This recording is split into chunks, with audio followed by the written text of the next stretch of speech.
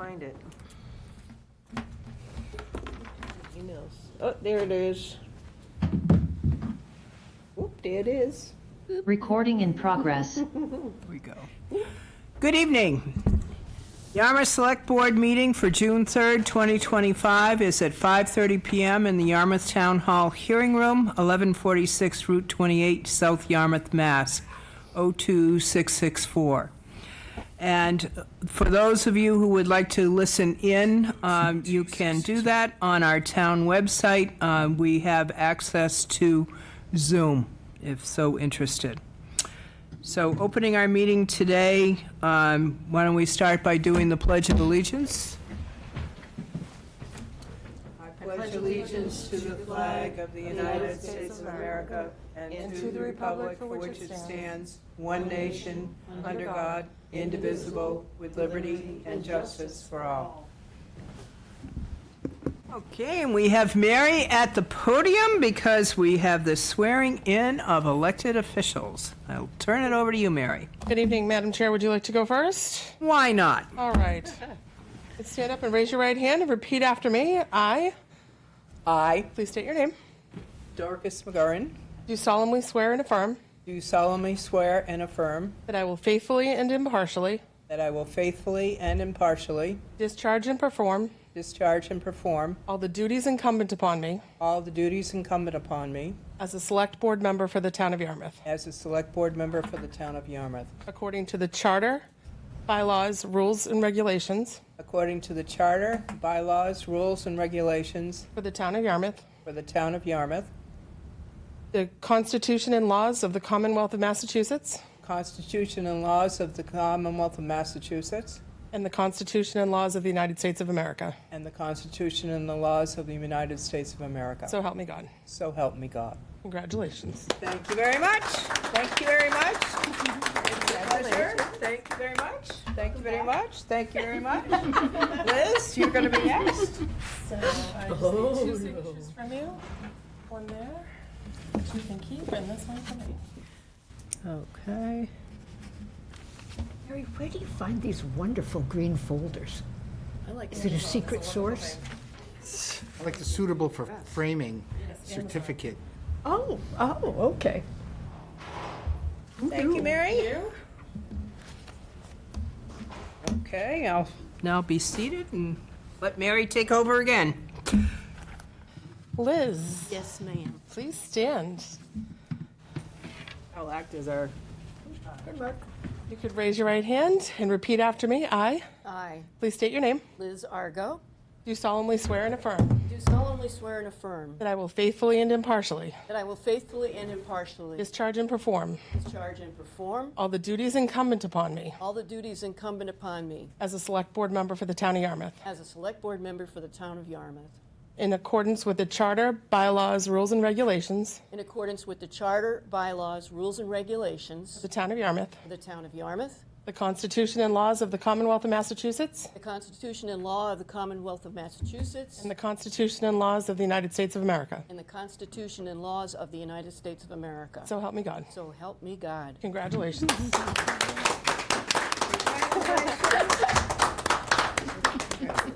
Thank you, Madame.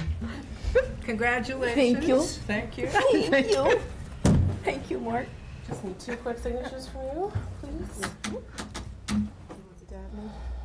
Yeah, that's fine. Turn this off. Thank you. Signed Dabney ever. How you were elected. And that was yours. This one's mine? Ooh, it's so pretty. Thank you very much, Mary. Very much. Have a good evening. Appreciate your efforts. Thank you, Mary. Okay, the Yarmouth Select Board will consider entering into executive session pursuant to Massachusetts General Law, Chapter 30A, Section 21A3, to discuss tentative collective bargaining agreement with IAFF Local 2122. If an open meeting may have been a detrimental effect on the beginning of the public body, and the chair so declares, which the chair does so declare. So moved. Second. Okay, All in favor, voice vote. Mark? Aye. Tracy? Aye. Joyce? Aye. Liz? Aye. And myself, aye. Thank you all very much. We'll be going into executive session. We should be returning around 6 PM.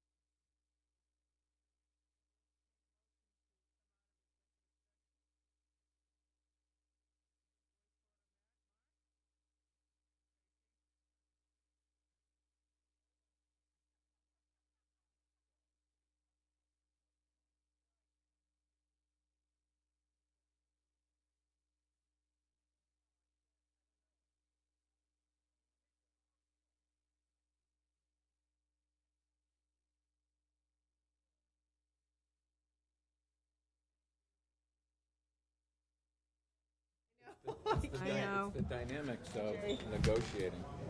It's no, not that's that it. one. Over there, Jerry. Jerry. Yeah.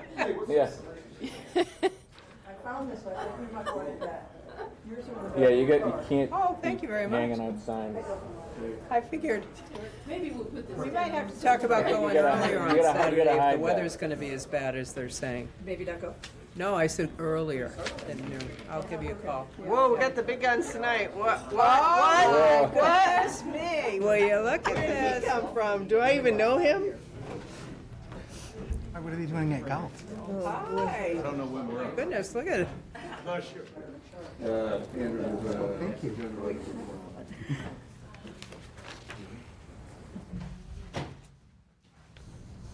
Welcome, everyone. Nice to see semi-full house for a change. This is great. All right, do we have any announcements for this evening? Madam Chair? Two announcements. One is a thank you to Tracy Post and to Bob Lawton for the memorial service. And Dave Aiken. It was beautiful. And who else? Dave Aiken. Oh, David Aiken, yeah. Deacon Dave. okay, yes. Add him right on. And then the second is, we're on the cusp at the Cape Media Center of an opportunity for training that would give you access to Cape Media resources. With a $40 membership and then just a nominal fee for courses, you can take production courses, video production courses, audio production courses, field editing. There's a whole set of them. But here's why I'm bringing this up in the announcements. If you can go to the website, which is capemedia.org, but the new cycle of these starts tomorrow at 6 p.m. So for a new membership meeting, you'll have 6 to 6:30, and then you start the video production class, one of 3 sessions from 6:30 to 8:30.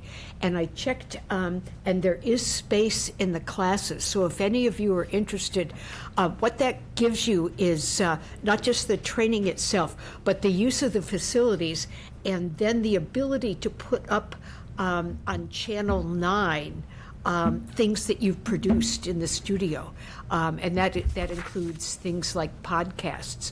So if that's of interest to anybody, it seems like a good opportunity.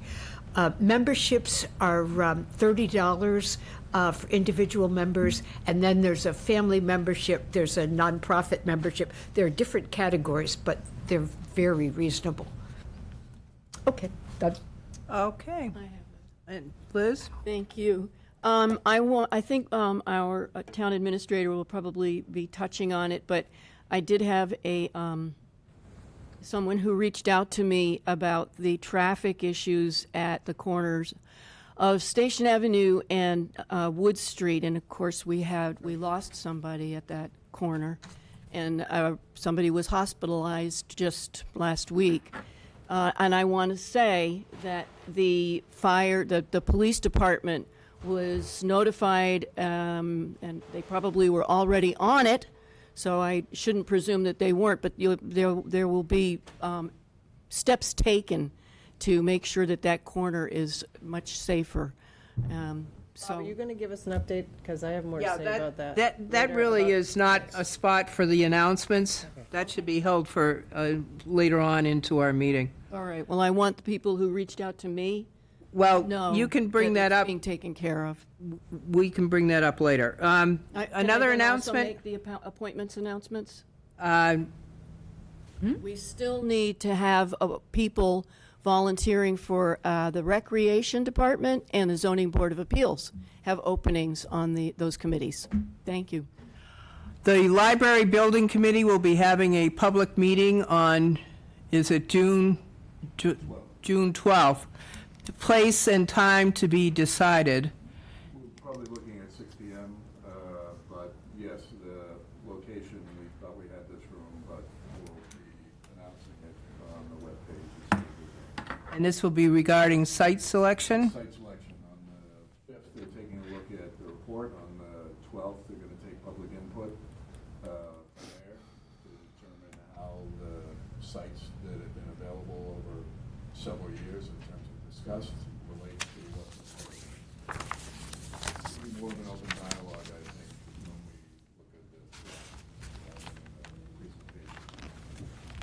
So we'd be very interested in your comments at that time. I have one thing under announcements. We have a certificate of achievement here. And I'd like to read it into the record. The Town of Yarmouth Select Board Official Certificate of Achievement. Be it known that the Town of Yarmouth hereby recognizes Sally Kilgallen on the attainment of 100 years well-lived. And further be it known that the Town of Yarmouth wishes her the happiest of birthdays on June 27, 2025, and extends its sincere congratulations and thanks in allowing all of us to share in this impressive milestone.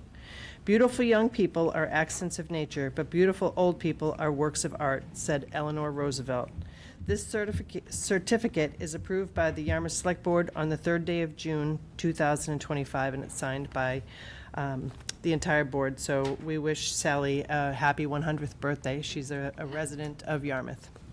Congratulations, Sally. Thank you.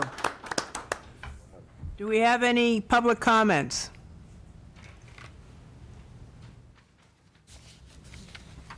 Good evening. I'm Steve Reynolds, and I'm the Recreation Director here in Yarmouth. I just wanted to come up here tonight and thank Community Visions on behalf of the Recreation Department for their $25,000 donation that's on the consent agenda tonight. I want to thank all the people who worked hard to raise the money and make this happen for the recreation. I also want to thank everyone who donated to Community Visions. This donation is much appreciated and will go a long way, leaving a lasting impact for our sailing department and our Flax Pond Summer Camp.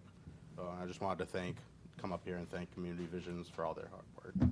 So. Thank you.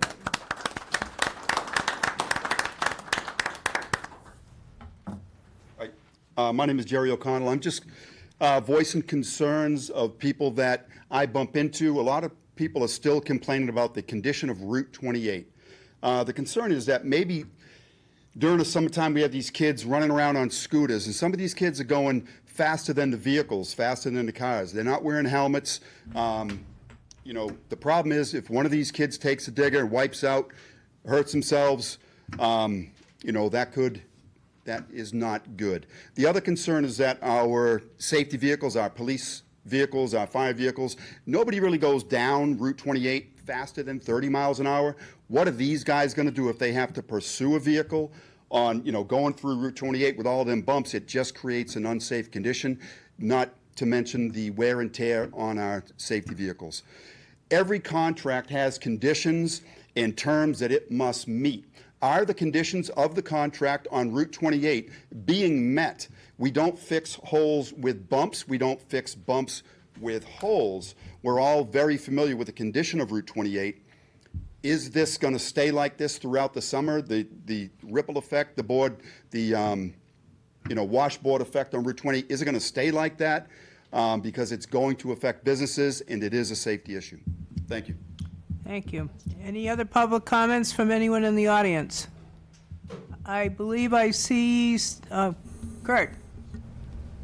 Jerry, Brett, you asked. So I have a bunch of things. Jerry just touched on part of it. The traffic was bumper to bumper from Seaview all the way past CVS in South Yarmouth this afternoon. Nothing was moving. And we keep getting these updates that, oh, alternating traffic is allowed and this and that. I'm telling you, I sat in some of it for a little while. This is unacceptable. This whole project is a failure from top to bottom. You got the flaggers telling everybody, oh, that business is closed. All right? These people are dying out there. And all they're doing is getting a hard time from the flagging company. And then what he just mentioned about the road condition, it is dangerous. All right, so I'm going to give you another one. This is my show and tell. This is a ruler, 12 inches. It's a tape measure, 25 feet. The wheel, I can do 1,000 feet with this. One of the things I could do with these implements is measure the width of a road, figure out where the center is, and put the line in the center of the road. Go drive down Long Pond Drive in front of Stop and Shop and let me know what you think. All right? And I saw something about moving some money around by CEDC for the drive-in. It's just like, nothing to see here. There's constantly this moving of money around that makes no sense at all to me.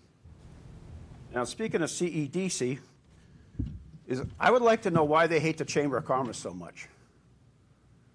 The Chamber's been a very good partner in this town for decades, and all they do is get interference.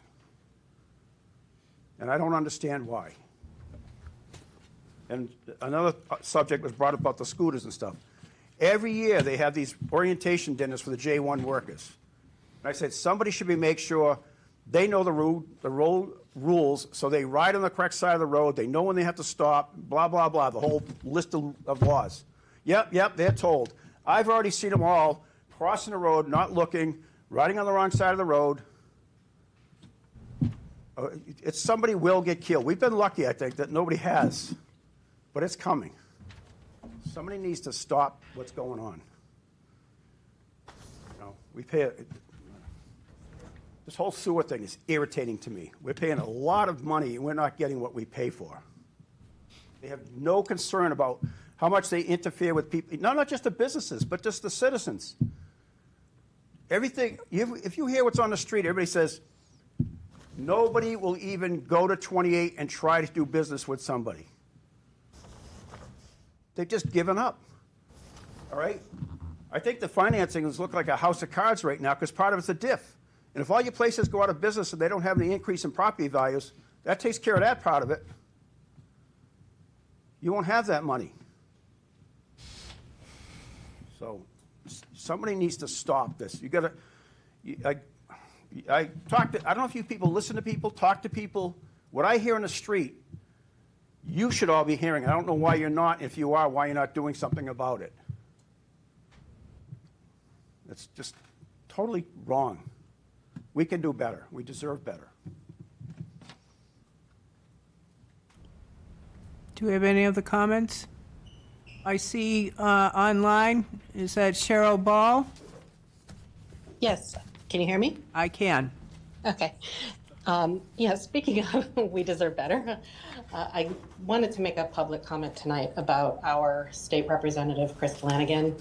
I know he was supposed to be having a status conference recently, which got postponed again. But I personally wanted to make a public statement to call for his resignation and to also formally request that you all, as our elected select board of Yarmouth, also publicly call for his immediate resignation. As I'm sure all of you are aware, and probably most of his constituents at this point are aware, on April 11th, Mr. Flanagan was arrested and indicted by a federal grand jury on 5 counts of wire fraud and 1 count of falsification of records. And these charges came after Mr. Flanagan was previously investigated by the Massachusetts Office of Campaign and Political Finance and was found guilty of campaign finance violations stemming from the 2022 election. Mr. Flanagan has broken trust with the people of his district, not once, but repeatedly. He's become a distraction, a liability, and frankly, a stain on the office he holds. He recently failed to show up for the House's recent budget discussions and did not participate in the voting. He's avoiding the people he was elected to represent and has abandoned his duty. And what's even more troubling is that we're hearing that there's growing speculation that Mr. Flanagan intends to use resigning from his office as a bargaining chip in a potential plea deal. That is an outrageous misuse of the public office he still holds. Our tax dollars, our representation, and our voice in state government are not bargaining tools for a man trying to negotiate his way out of a criminal indictment. Enough is enough. The people of Yarmouth deserve representation that they can trust, representation that shows up, works, and honors the law. I personally call on Mr. Flanagan to resign immediately, not as part of a plea deal, not when it suits him, but now. And I ask this board to add its voice to the growing demand for his resignation so that the people of Yarmouth can begin the process of electing a representative who will serve with integrity and respect for the office. Thank you. Thank you. Do we have anyone else online that would like to speak today? I don't see anyone. So moving on to our next item on the agenda, we have reorganization of the Select Board. I would be happy to entertain any motions for a nomination for our chair. I nominate Tracy Post, Madam Chair. I second. I second that, Let's Madam all Chair. second it. Way too happy for that. Okay, are there any other nominations? Any discussion? All those in favor? Aye. Aye. Tracy, Dorcas, settle down. it's all yours. Congratulations, Tracy. I think that's Right. well-deserved. For all your work, Dorcas, as well. Yes. I'll entertain motions for vice chair. I'll nominate Dorcas for vice chair. Second. Second. Is there any other nominations or any discussion? All those in favor? Aye. Aye. Any opposed? And next we have clerk. Right now, Mark is our clerk. Is there any nominations for clerk? I nominate Mark. Is there a second? Second? Any discussion or any other nominations? Hearing none. All those in favor? Aye. Aye. Any opposed? Licensing chair. I nominate Tracy. Second. Is there any other nominations? Are there any other, I said is there, that's bad English, I'm sorry. Hearing none, is there any discussion? All those in favor? Aye. Any opposed? Appointments chair. I would love to return as appointments chair, and I'm supposed to be giving actually a whole update on a draft for some new ways to organize that, including an annual review. I would nominate Joyce Flynn for appointment chair. Second. Any other nominations? Any discussion? All those in favor? Aye. Aye. Any opposed? Okay, we have next the ambulance waiver. It's not really a heavy lift, Dorcas, you're doing it now. Happy to I continue. nominate Dorcas. Is there anybody else? Any other nominations? No? All those in favor? Aye. Opposed? DY liaison. Nominate Tracy Post. You know, I love doing it, but, you know, being chair is going to take a little bit more time, and licensing, I think that's a lot to put on my plate. So I would hope that somebody else might be interested in doing that. I mean, every Monday night or so, you can sit through a Tracy, One full school if committee you don't mind my being somewhat conflicted, because I am incredibly pro-educator, I'll take it. Oh, I know. No, I'm just kidding. No, what happened last year was when you said, I am so in favor of negotiating the contracts for the teachers. That's why I took it. No, it was good. It was good. I'm just kidding. But Second. if. I nominate. Okay, Joyce for school liaison. Yep. Is there any other nominations? Any discussions on that? All those in favor? Aye. Contract negotiations.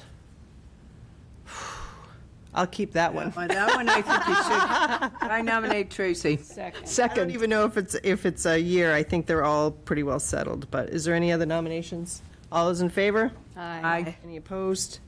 And the scholarship committee, we just concluded our annual meeting.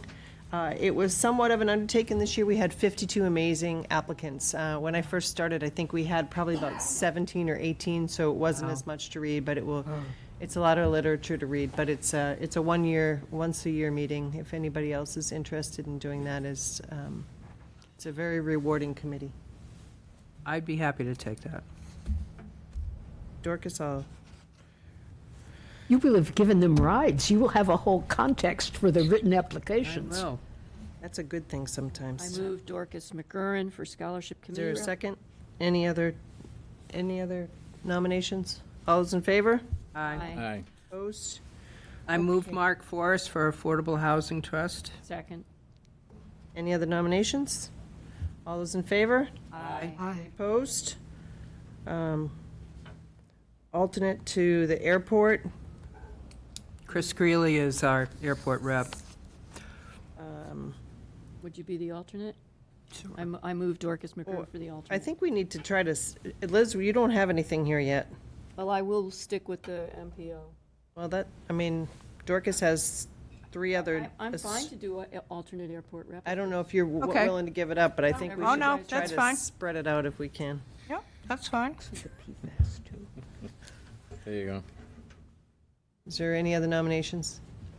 All those in favor of Liz as the alternate for the airport representative? Aye. Any opposed? All right. I nominate Mark Forrest for Clean Water Trust. Second. Any other nominations? Mark? All those in favor? Aye. Opposed?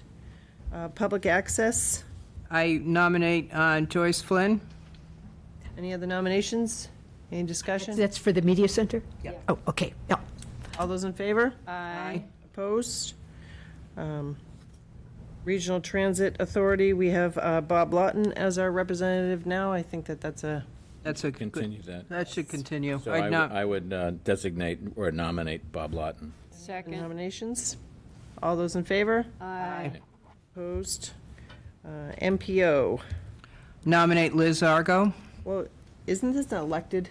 It's It already is. elected. She is elected. So I'm not sure we even need to deal with that. Yeah, we should probably cross that one off the list. It's such a convoluted election process, and Yeah. you've got a 3-year term, right? Yeah. No, it's not. I don't think it's a 3-year term. Don't we go back and forth between Dennis every year? Every couple of years. There is a term to it. I have no problem if we name this position as our recommended candidate for that person. I just think it's something that we just need to keep track of. But as has been stated, it's a very, very complicated process. So I don't see any downside, at least acknowledging who's the current rep. Well, we will continue to have Liz have as our Liz. rep. There you go. Is there a second on that? Second. Any discussion? Any other nominations? All those in favor? Aye. Opposed? And our Cape Cod Commission rep is Dennis. I move we keep Dennis Prebison. Okay, is there any Second. any other nominations or discussion? All those in favor? Aye. Any opposed? Okay. Thank you. All right, next item on the agenda is a hearing for the Salty Wish Market Events Ritual. Hi, how are you? Come on forward, you can sit right here at the table. Make yourself comfortable. I'm going to read the public notice into the record.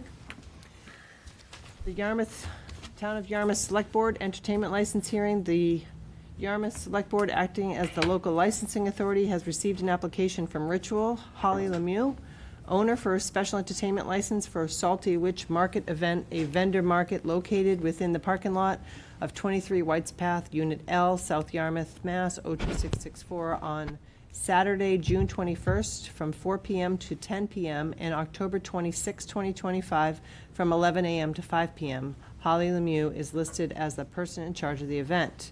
Entertainment will include amplification under 60 decibels and recorded music by a DJ.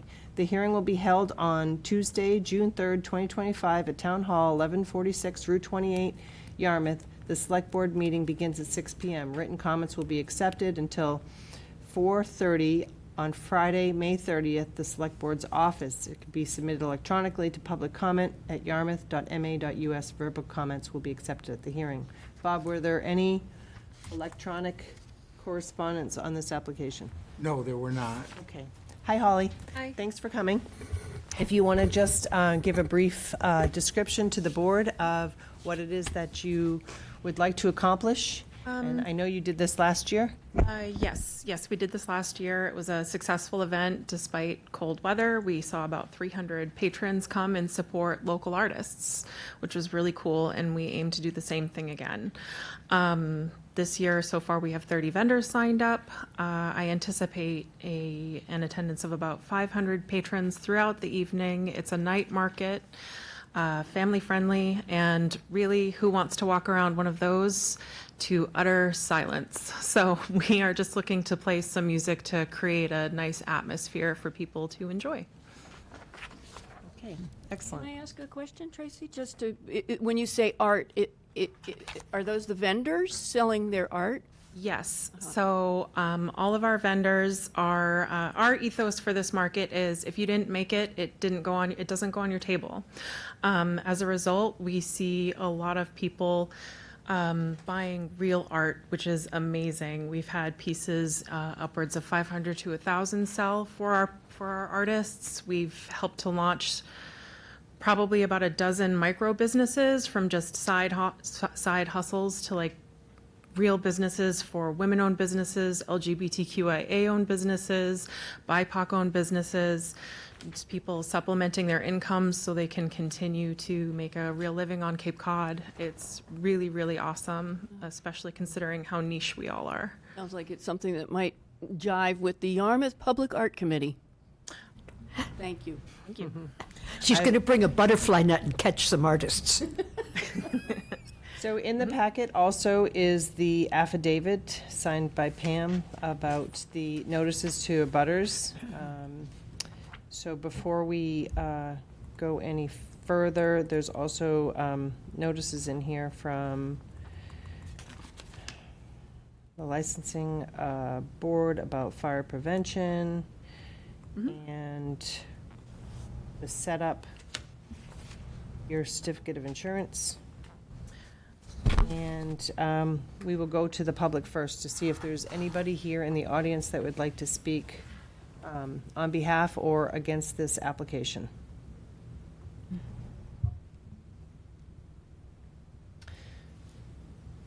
Seeing none, I will entertain a motion to close the public portion of the hearing. So moved. Second. Any discussion on that? All those in favor? Aye. Any opposed? Okay, any questions from the board? I'd just like to say that I admire the choice of a place that has adequate Saturday parking. I think that's genius. That was one of the things we looked for when I searched for a location for my business, yeah. I know that this is very important to you, and one of the reasons why you left your last place, so you could do that. So I think that you found a nice home here where people obviously are amenable to what you're trying to achieve. I only have I have one question, non-related. Are you ever going to have your crystal bowl meditation classes anymore? Hopefully this event also helps to elevate us back to the point where we're able to afford a studio space where we can have more services for the public, but presently we don't have the space for those meditations. You had a great space before for Oh, that. I had to sell those big bowls. It was really sad. Oh, no. All right. All right, well, is there anybody on the board who would like to? I'd like to make a motion that we approve. Second? Any discussion on that? All those in favor? Aye. Any opposed? Good luck. All right, thank you. Congratulations. Thank you very much. And I'll have the insurance, I'll get it tomorrow morning and send it to the. You can send it right to Pam or Amber. Beautiful. Thank you. Okay, next up, we have a hearing for the Lobster Boat, 681 Route 28. And while they're coming forward, I am going to read that into the record. To open the hearing? The Town of Yarmouth Select Board, hearing weekday and Sunday entertainment license. The Yarmouth Select Board, acting as the local licensing authority, has received an application from the Lobster Boat Restaurant located at 681 Route 28, West Yarmouth, Mass. 02673. Angela, can you pronounce your last name? I don't want to. Asimakopoulos. Asimakopoulos. I'm sorry, I don't want to do it any injustice. Can I call you Angela? Thank you. Co-owner and manager, the Lobster Boat Restaurant proposes to offer indoor and outdoor entertainment Monday through Saturday from 12 p.m. to 1 a.m. and Sundays from 10 a.m. to 12 a.m. to include both recorded and live music as well as occasional performances for the enjoyment of their patrons during regular business hours. These performances may include, but are not limited to, musical sets, vocal acts, small ensemble performances, comedy acts, magic shows, or other casual, family-friendly entertainment suitable for a restaurant setting. Additionally, they are seeking an exemption to the required 4 live musicians to allow up to 6 performers for occasional special events such as weddings, birthday parties, christenings, or other private celebrations to provide an enhanced experience for their customers. Use of an amplification system is also requested. The hearing will be held in person on Tuesday, June 3rd, 2025, at Town Hall, 1146 Route 28, South Yarmouth. The Select Board meeting begins at 6 p.m. Written comments will be accepted until 4:30 p.m.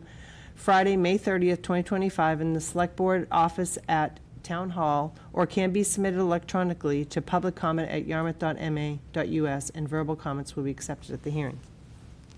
Have we received any written No, we did not Correspondence? receive any written correspondence on this one. Okay, so with that, I'll allow you to introduce yourself and tell everybody what it is that you would like to do. Thank you.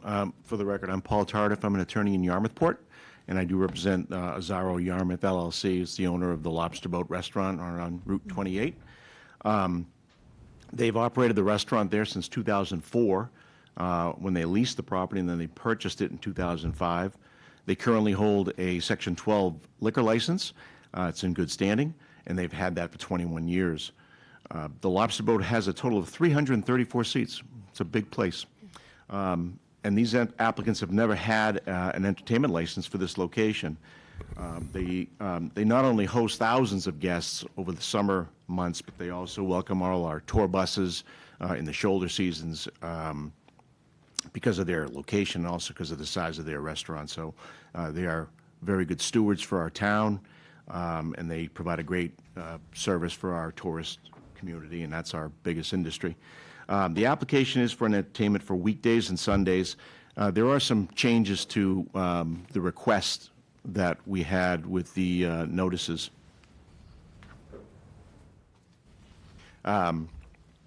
So first of all, for weekdays and Sundays, we do have a request for music outside on the deck. I think the hours were a little ambitious on that notice. We'd be like to at least change that from noon until 8 p.m. And then it'll be going inside if there's any at all. But we'd just like to have the opportunity to have some of the outside stuff. And then for weekdays and Sundays inside, we would like to have during the weekdays 12 noon to 1 a.m. and then Sundays 10 a.m., which would, it might include brunch, to 12 a.m. Only seeking 4 musicians, not the 6. We do have, and I did speak with Mr. Grills, the building commissioner, regarding some of his concerns with with something bigger than 4 musicians, and also with some of the bigger, like the private weddings, which would turn this, funnily enough, into a nightclub. So we don't want to run afoul of that. That also would require the installation of sprinklers, which is something that we are going to look into for the future. We'd come back to you for that. But at this point, we're just going to keep it simple. You have the locations where the stage or the not stage, but the musicians would set up different places based on who's there, how many people are there, what's going on. They can section off sections of the restaurant. So it's a modest request. There are restaurants surrounding them that also have the same opportunity. They're just looking for the same opportunity to give it a try and see what happens. So if you have any questions, we hope we can answer those. But again, those changes to the application would be part of any motion that you could make, hopefully. So thank you very much. Excellent, great. I appreciate those changes. I have one question about, it says no dance floor. Is there potential for dancing at weddings with music? That seems odd that you would have music in a wedding with no dancing. There probably is not going to be any weddings there because Okay. of the Because size. Anything over 50, now you start getting into the nightclub area, and I was wondering about the crowd manager, when that's triggered. That's over 100, correct? believe it is, but they do have a series of managers on staff for the liquor license as well, and I think she lives there in the summer, so. Great. Relatively. Thank you. All right, we'll go to the public first. Is there anybody in the public that would like to speak for or against this application? My name is Jerry O'Connell. I used to wash dishes there back in 1982. I thought it's still one of my favorite places, and I think it's a great idea. Thank you. Thank you, Jerry. Is there anybody else? Anybody online? Having no public comment, let's close the So moved. public portion of the meeting. Any discussion? All those in favor? Aye. Any opposed? And questions from the board? Liz, do you have any questions? No, I don't. Sounds fine. Joyce? It's not a problem that the green cards weren't included, right? Because you have the certified mail receipts for all the addresses. Right, I want to maybe just talk about that for a second, because an affidavit was submitted, and I want to give Attorney Tardif just a minute to explain that. I would say it is slightly irregular in this case for an alcohol-related entertainment license. We do require the green cards, and that's not usually one of the ones that we go with an affidavit. And in this case, it's very clear that, you know, they went down and paid the full freight, so almost $6 a piece for the full notification with the green cards, but I think there was an error when they were sent out. The green cards weren't included there, although they paid for that service, and so they wanted to ask the board, you know, for your sort of dispensation on that issue where their intent was to notify everyone, and I didn't know if you had some more comments. Yeah, I think the good faith effort was made to, I think there were 18 abutters that were listed. Angela went down and did that herself with the white slips, and which had been submitted. The green cards never made it out, but I do believe that the town of Yarmouth was listed as 3 of different abutters on that same application, and I believe that the town received their notice. Well, we received, all the notices went out, but it was just the green cards were, that's the issue, and When did they go out? They went out I in believe it ample was time? They the just, 16th, I believe, Okay. of May, yeah. and they were sent to all the abutters, so they were notified. We just don't have proof. Okay, Yeah. yeah, May 16. okay. So I think the notice provisions, although not technically followed to the letter, did occur, and I think it's proper at this point. Otherwise, we would be, you know, having to come back, and we're going to lose in probably another month this summer, so. And I apologize too, is I think I need to go through one more time the changes to the application.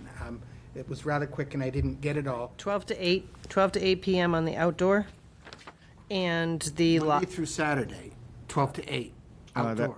every day. Requesting all 7 days, yeah. All 7 days Noon to 8 p.m. outdoors. Yep, and 4 live. 4 live is what you've reduced 4. it from 6 to 4. Correct. And in the indoor portion, I was confused about. Weekdays, we're asking for 12 p.m., so that's noon to 1 a.m., and Sundays from 10 a.m. to 12 a.m. Unlikely we're going to be there at 1 a.m., but, you know. You feeling froggy? You never You know. don't know. Cape Cod in the summer. There was an issue that I think just needs to be gone over one more time. I was a little bit concerned to see the building department comments that about the nightclub, and I don't know if it's been confirmed. The reduction of the 6 to the 4 resolves that. That I don't know, has that been confirmed with the building department? It's the first I've heard of it. I just know that, you know, there's a number of criteria that apply to that designation under the code that we've seen before. It's not just the number of performers. There's the, you know, one of the issues is having the entertainment and the music, and it's a very large establishment. The capacity is well over 300 people. I just have not had any of that confirmed, and I think that, you know, we need to kind of be careful of what those requirements are, because we really don't get the opportunity to change them. It's just, Sure. and I haven't seen any report from Commissioner Grills. I can go through, because I was communicating with Mr. Grills. So he sent me the Code of Mass Regulations with regard to nightclubs, and it's defined as an assembly occupancy with high occupant load, which is over 50, characterized by at least two of the following. One is low lighting levels, and he indicates as a restaurant, I'm assuming, would be better lit than a nightclub. So he doesn't think that that's a worry. Music generating above normal sound levels. He said, this is a tricky one. As they explained to me, they're operating a restaurant and people like to talk while eating their meals. Nighttime operating hours. He goes, this is the box I checked as being number 1. So it's evening hours. Tables and seating that create ill-defined aisles. He said, not an issue based on the floor plan provided. Specific area designated for dancing. This would be an issue with weddings in particular, among others such as live bands and DJs. Service facilities for beverages with limited food service, not an issue as they are a full-service restaurant.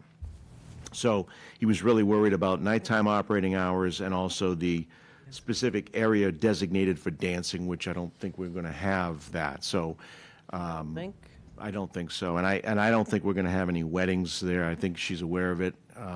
And Well, I think if you did, you'd probably have to come back, right? 'Cause you'd yeah, be- and you'd be if there was changing- probably if there was a wedding there, I have a feeling there would have to be a private place for the whole restaurant to close, which I don't believe is going to really happen. But even still, I think that it's the dancing part, right? That for, like, structurally, isn't that a concern? We're not planning on having a dance floor. Okay. So to me, it's a moot issue. If we put that in our approval, that there's no dancing, no dim, How about no dance floor? no dance floor. I think there's going to be People dancing if will the music's dance. that good. Yeah. Happens. When it envelops you, you know. Does, it I really- know. Yeah, sometimes that happens. Yeah. All right. So I don't know if that brings you, if we put some stipulations in our approvals. That would be helpful, and I just think it would be important maybe to stipulate, it's based on the approval of the building commissioner, so he can just sign off on it. Okay. I mean, it's the report, and it sounds exactly like, the issues we always review. Sure. The report that you've read is not the report that the select board received. It's a different report, so we need to just reconcile the two. That's. What we got was just the brief about no dancing. So, okay. Weddings, et cetera, including in dancing and other criterias are prohibited unless a sprinkler system's installed. Okay, so we're all okay with those as long as if those are stipulations of our approval. Mr. Tardif? That's correct. Okay. That's fine. Right. Joyce, do you have any questions? I don't. It seems like it's an application with like different moving parts, but it seems like we have fixes for those. Are you all I'm set? fine with the contingencies added to the approval. I'm fine with it. Any questions, Mark? Sounds great. Okay. I'd make a motion to approve Make a motion to approve with the the amendment of amendments. outdoor entertainment is only allowed from 12 to 8 p.m., that the application has been amended to have only 4 live entertainment, that there will be no dance floor, and that will be contingent on the approval of the building commissioner. All Is that. that amenable to everybody? Yep. Yes. Second? Any discussion on the motion? All those in favor? Aye. Any opposed? Thank you very much. Good luck. I hope you have a great season. Thank you. Have a good season.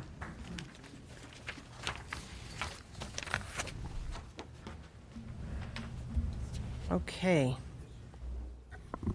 So next we have, and I'm going to let Bob take this, a request for use of town property. Yes, I would invite Mr. Talley up front.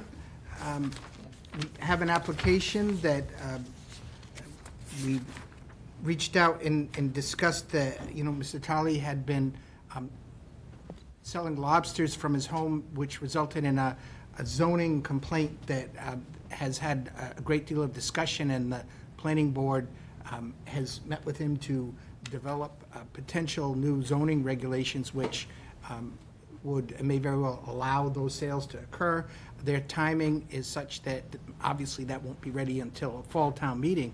And so the Select Board authorized me to outreach Mr. Talley to discuss, that time period for this upcoming season, which he's a little caught short, and to have potential sales at a town piece of property. So I contacted Mr. Talley, who has been an absolute delight to work with throughout the entire process, and he's filed quite a detailed application, and we've had it reviewed by all of our various town departments to use the property at the corner of West Yarmouth Road and Route 28, 544 Route 28, for a temporary summertime sale of his lobsters. He's Need a motion on that, or other specific dates, or? The dates are it's 4 to 6:30 p.m. daily, if he has the product available, from June 4 to October 31. And I would invite Mr. Talley to say anything he might have to say. No, just that time period, basically, that's it. Right. There's not much more to say. I'll entertain a motion to I so move. approve. Is there a second on that? Any discussion? All those in favor? Aye. Good luck. Good luck. Thank you. Congratulations. Doc, it's nice meeting you the other day. Nice meeting you too, John. Thank you. Thank you. Right. Thanks a lot. Thanks. Thank you. Oh, jeez. Next, we have the Matakees Utilization Committee status update.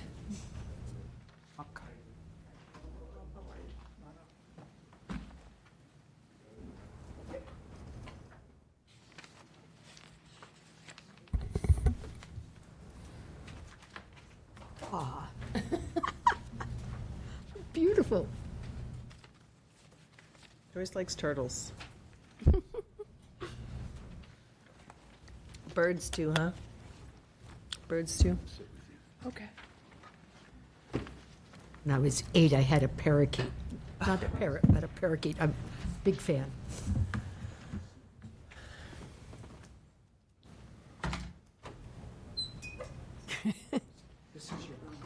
Okay. Simple. Good evening, Ms. Weimer, if you would Hello there. mind. How are you all? Nice to see you all. Happy summer. Yes, Getting there. looking forward. I will be later introducing our consultant, Heather Gould, but she will be talking Zoom. Okay. So we need to make sure that, She's there, so we will make sure that they bring her in. Heather Gould needs to be elevated, please.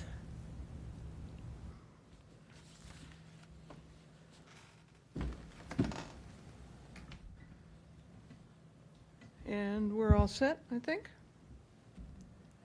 Yep, Liam's working on it. Okay. Thank you. Would you want to do the clicker? Okay, I can do that. Just Liam, could you please elevate Heather Gould? Sure. Please. Sharon Gould. Oh, no, it's Oh, Heather. Heather. Heather. Heather Gould. Sharon's sitting right here. All the Gould family.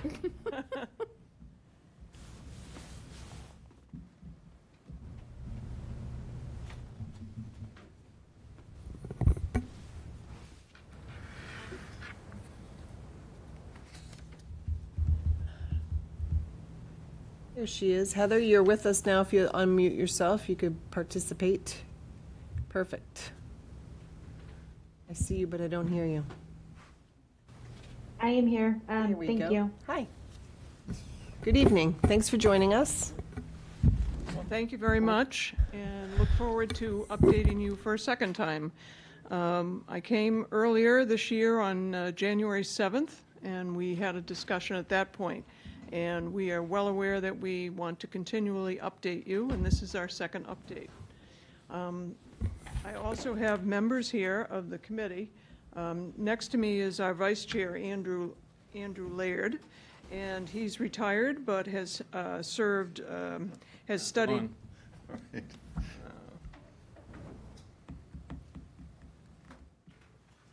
Is it on? Yes. Oh, I'm sorry.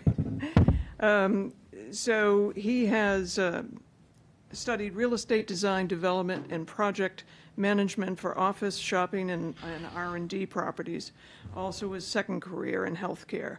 He presently serves on the Gulf Enterprise Committee and the Capital Committee.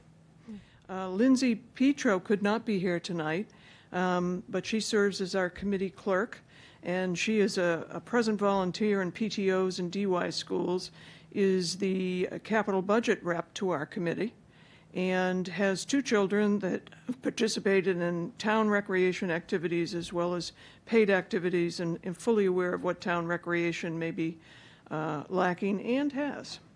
In a previous job, she's worked as a fundraiser for a nonprofit traveling across southeastern Mass, as well as the Cape, and aware of the communities up there as well. I believe she also does, and I know she does, presently works for a curriculum company from Lexington. And John Anderson is here, and he is our representative from Finance. And he has worked in the supermarket retail business for the past 30 years. He's lived in Yarmouth for 10 years, has multiple graduate degrees in MBA and a second master's in finance, is an avid golfer and traveler. John is our finance committee representative. Barbara Lavoine is retired and has been involved in IT work for 30 years, and a teacher in public education for 20 years, and a former director of technology for the Nauset and Bourne Public Schools. She has a BA in political science, a certified teacher with advanced courses, and she started for a short time volunteering at the Family Table Collaborative and is currently volunteering for website development. Joe Potska is here, and he has worked in the administration for 23 years at the Cape Cod Regional Transit Authority. He has a Bachelor of Science in Industrial Management that from UMass Lowell, has been a member of Yarmouth's Rotary Club for 25 years. He's a founder and president of the Yarmouth Soccer League and serves as a soccer official now and basketball referee now. His wife was a teacher at the M.E. Small and the Station Ave School, and has children who went to DY. Casey Schmidt is not here tonight. He is our newest member, is presently the CEO of an artificial intelligence company, a tech start, and has double masters from Boston College in political science and one from the U.S. Naval War College in national security strategy. He spent 16 years in the U.S. government service as a diplomat and a total of 20 years' experience driving and leading policy initiatives in the federal government. He has children in DY and married a DY graduate and has connection and understanding of Yarmouth recreation interests and equities. I wanted to do that because they've been coming to meetings all the time. They've been the liaisons that have been working in terms of our assistant town manager's prescribed process. Some of the slides you've seen before, but we'll go over a few. The second slide talks about your charge to us, that you voted for us as a committee of 7, voting 7. No, that's right, you're there. Am I good? Yes, you're fine. And your select board charge, I tend to read, but I'll just read some of it. We are here to create an effective reuse plan in a manner that considers multiple alternatives toward achieving a proposal for the reuse of the Matakees site. We hope to include the many interests in the property in an impartial manner and combine that input with technical support that we will look to Heather for, and to determine alternative scenarios that will contribute to economic, cultural, recreational, tourism, social, housing, parks, community centers, or educational development of the town of Yarmouth. It has multiple layers and players. I do want to point out our first comment on the next slide. Are you able to? I think so. Oh, There you go. And the first one is that it was determined by you that you know that there has multiple layers of possibilities, of opportunities at Matakees. It's 70 acres, and it could be from multiple areas. And within those opportunities is the possible that multiple organizations would have interest in the property, which led to our assistant town manager's development of the whole process. that we became initially involved in our committees, in our staff, in terms of what they have been used to for years that they've been developing. And so we're very excited about the process that we're at. Actually, I'm a happy person because we've kind of gotten over that, and we're now going to enter our area, which will be talking about the preferred programs, which is the third possibility, third meeting that each of these teams have had. Back in January, we let you know that we started by our assistant town manager creating a website. And he's added a lot of material to it over the months that we've been doing this. We had 2 maps developed so that all the teams could see. They were a context and a base map. We've also did our town planner, Kathy Williams, created and we've posted since the zoning regulations and everything we should know about the 70-acre site. And we've also posted prior building assessments, most of them prior school assessments of their own building through the years. But the newest thing that we did do at that time was our own building assessment in January of 2025. We've completed and post that. And that also had a cost estimate in it for completing an upgrade to today's building standards. Not necessarily what might be in it in the future, but just the cost of bringing it up to building standards. And then also, we also have posted at that time all the different plans that exist already in town, the multiple vision, the planning board's vision, the housing board's plans, open space and recreation, and also Cape Cod Commission, some of the regional plans that they have done on different subjects. And we sent out a letter at that time to all the groups requesting they participate in the plan of how we're going to proceed. That process also allowed us to save money by not expending money yet on consultants. And so we're very happy to do that. Getting there. Oh. Okay. This you've seen before, I'm sure. It's part of the assistant town manager's plan. And learning from knowledgeable people.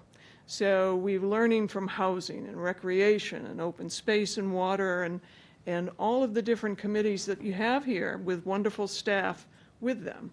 And we've asked them to do 3 things. Meet and do brainstorming, which is go wild, give us all the ideas you want. Then we had reconciliation, reduce it down to 3 ideas. And then we asked for final ideas in 2 different levels, an elevated level of whatever they choose and a medium level of whatever they choose. And so we're now at this point, which is why I'm saying I'm kind of happy. We've stepped aside before because they deserved all the attention. All the staff and the committees that you have working for you have done an enormous amount of work, and we're very appreciative of everything they've done. Now it's our turn. It's a transition period, and we're happy to be in it because we get to do a little bit more talking about the full amounts. We've only really talked as we've gone along. We've also known as a committee that we want to get to the last process, which is the preferred, only the one idea that has multiple levels. And we've just got that in, and we've just posted them. Now we're going to start talking about them. We've talked about the different brainstorming a little bit on the way. We've talked about the reconciliation in our meetings along the way. But now we've got the preferred program, and we're going to be speaking about that amongst ourselves and trying to figure out where we're going, what else we need, and if we need to go back and get some additional information because we're not quite clear. So that would be going forward. And these committees, not only, we also asked that they include other committees. So for instance, the Housing Committee also asked the Housing Trust to come and be in part of their discussions of brainstorming, reconciliation, and preferred program. Also, the housing staff is involved in that process. I know from being that's one of my liaison is the housing. I know from working with Mary Wagon, your staff member, that she invited other possibilities to come to the meeting. There was maybe one or two others, but not a great deal. But the real important part was getting the housing trust together, the community housing committee, the staff, and there was also a representative from the Yarmouth Housing Authority as well there. In recreation, the same thing. We've asked for the Recreation Commission. Again, we have recreation staff that was there, but we also asked them to please invite their users, which would be just different leagues, soccer leagues, etc. So all of these were important. The difference for education was really they are going through, ME Small is going through, as you know, the process of working with the state to see the feasibility of whether they can build new or renovate, et cetera. And so that's a process that won't be started, the feasibility, until December. But they have started a building committee, so they are on their go. So we will be paying attention to what happens there as well.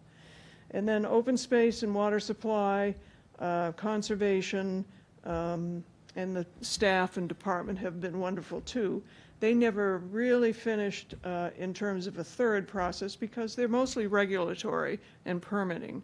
And then municipal, we were only did that late, and Bill was looking for brainstorming in terms of what municipal needs were. Going forward,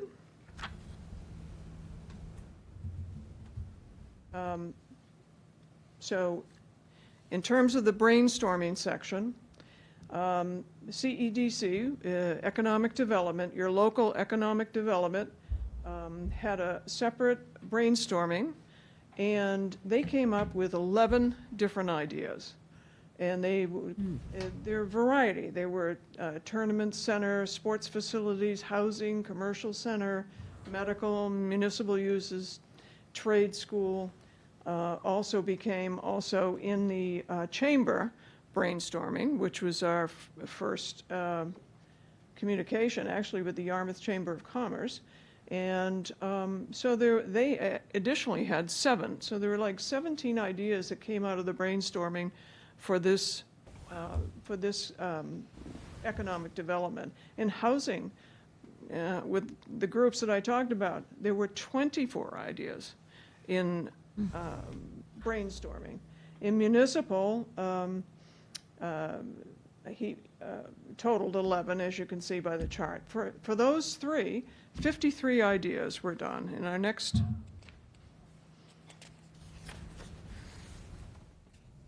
Then recreation came up with 7, and it included a complex sports facility, varying scales, and user groups.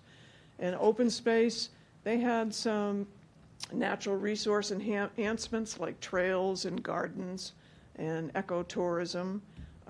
Education, we'll be waiting, as I indicated before, in terms of more information from them. And then that group had an additional 11. So in total, we had 64 ideas for brainstorming. And we'll go now to reconciliation, which is the term they use for coming back down to 3 ideas. They do with big bills. Right. Big, beautiful bill.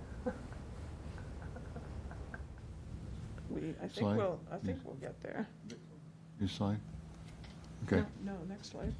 Yeah. Reconciliation. So this is where the came down to 3 ideas. So economic development, the combined interests of both the local Economic Development Council and the Yarmouth Chamber. These were some of the mixes of the 3 that they're concerned about. Standalone indoor-outdoor sport complex is a combination of items. a sports complex with an events center.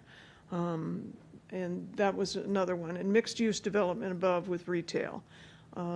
Housing had mixed residential apartment units with the range depending on the density per acre that they could add, and mixed residential housing sector including seniors and veterans and families, and then mixed residential and community uses with a village center.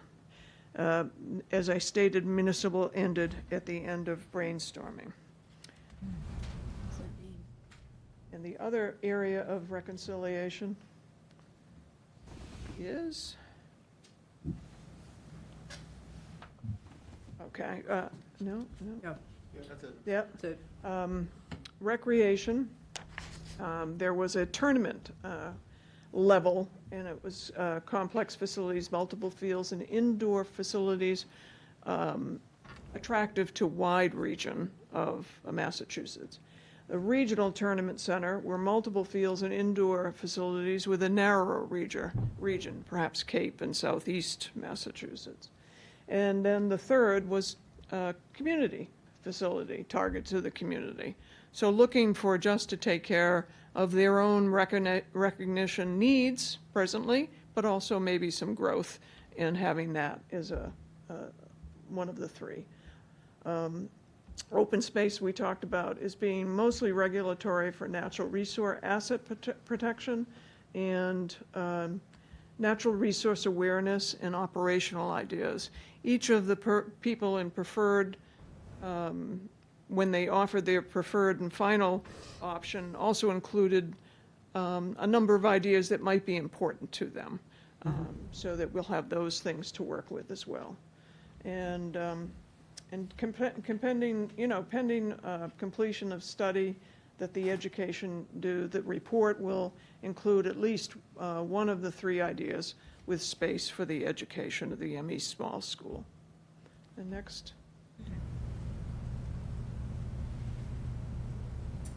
So this is just being put in just recently, and this is the one proposal on 2 levels.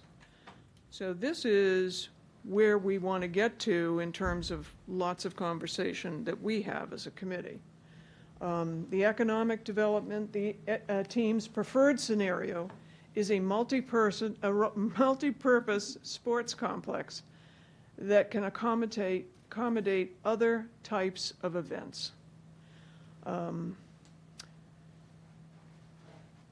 terms of housing, the mixed-use residential with community uses and commercial uses, such as like a coffee shop or convenience center, that type of convenience store, that type of thing. And it contains multifamily buildings, single-family buildings, affordable homes, and housing, and they have a priority for housing for town employees in their presentation. Again, this is the one that we're going to be working with, as well as the others as well, but that we now are entering. We're entering this new phase, and we're going to start talking about that. The next one. The other one proposal. Excuse me, Madam Chair. Yep. Could you explain what the ended at brainstorming means? Could you go back one? On the last, yeah, it's on the municipal side, just to help us better understand You want me to step back? that whole. Oh, ended at brainstorming. Yeah. They only did one. They were, our group was told that. If I may, we didn't go beyond brainstorming because municipal facilities are the purview of the board. So it just listed all the potential permutations of what municipal facilities could be there. So if you went beyond that, then you'd be planning municipal facilities without the board, so. Thank you. I didn't move off. Oh, you didn't? Keep going. So, but I think we need to, at this point, because I just finished with education, we'll provide approach. So the accomplishments to date from now, from January to May, what else have we done? We've engaged in multiple committees over 15 minutes to 15 meetings to seek their knowledge and ideas. We've generated 64 ideas in the brainstorming phase, and teams have narrowed the ideas as recently as last week to the one idea at 2 levels. So that is just recently ended. And we've worked with the consultant to develop the community survey. Actually, the survey is completed. Muck working with the consultant now to develop additional public outreach. We've spent the last couple weeks talking about the survey, and that survey was, I believe, put out late Thursday evening. So it's exciting. And we also wanted to show what's on the web page, because a lot of people don't know how much information is on our web page. And this is even some of it, it's not all of it. So we have building studies, the actual team reports that have been updated now, including the preferred. We have conference and sports facilities reports. We have scope documents. We have site information regarding regulations and land use. That's the Kathy Williams report. We have other relative reports and links, things that were done by you folks well before we arrived, and housing production, open space, visions planned. We also have the county's plans on housing, et cetera. And there are other reports. We are also noted in the corner, we now have a video of the Matakey School. So if you haven't been into our website, you get to see the video that Lori Sullivan has developed with our assistant town manager and all the wordage of the different documents that we have in terms of the condition of the school. And so it's kind of fun to go take a look if you haven't seen the video. It's up there. Next. This is our site where you would find those plans in case one needs a visual. Next. This is our budget that we were given, I believe it was in November of 22, I believe, that there was an article for this committee. And the article approved an amount of $225,000 for the use of this committee. The figures in red are actual, have already been expended, and they included the maps. There's also a new demolition report up there in terms of cost. And there is also a building assessment, which we talked about a little bit earlier, that gives you a cost for just bringing the building up to building standards today. What is that number, do you know? Which? The 45 million, okay. 41 million. Thank you. And Not 24,000. No. So it also, we were very fortunate, and the other is encumbered. The other amounts are encumbered. They include the BSC contract, the contingency plans that you normally build in for the various products. So it's well spoken for. It's been well used. The contract, I will tell you, has a little bit deceiving in the sense it has 2 consultants under one. There's a subcontract for a landscape architect consultant as well for the renderings that are going to be done, and et cetera. And the other great thing that was done was the Barnstable County had just started a pilot program that gave out hours of planning with the Bartlett Planning Group. And Mary Wagon at the housing took advantage of that, and we started using Bartlett with housing. And so we're very grateful for that. So that was like an additional bonus that we were fortunate to walk into. And then, Next slide. yep, please. So as we go forward, we hope to avoid continuing the carrying costs of the building and the site by dealing with some of the issues that come up and making decisions and passing that on to you folks. And the existing knowledge has been great, and we hope to take advantage of the consultants that we will be using. And we also are looking forward to their public outreach as well as additional ideas for us to continue to have public outreach as you so wanted the last time we met in January. And next.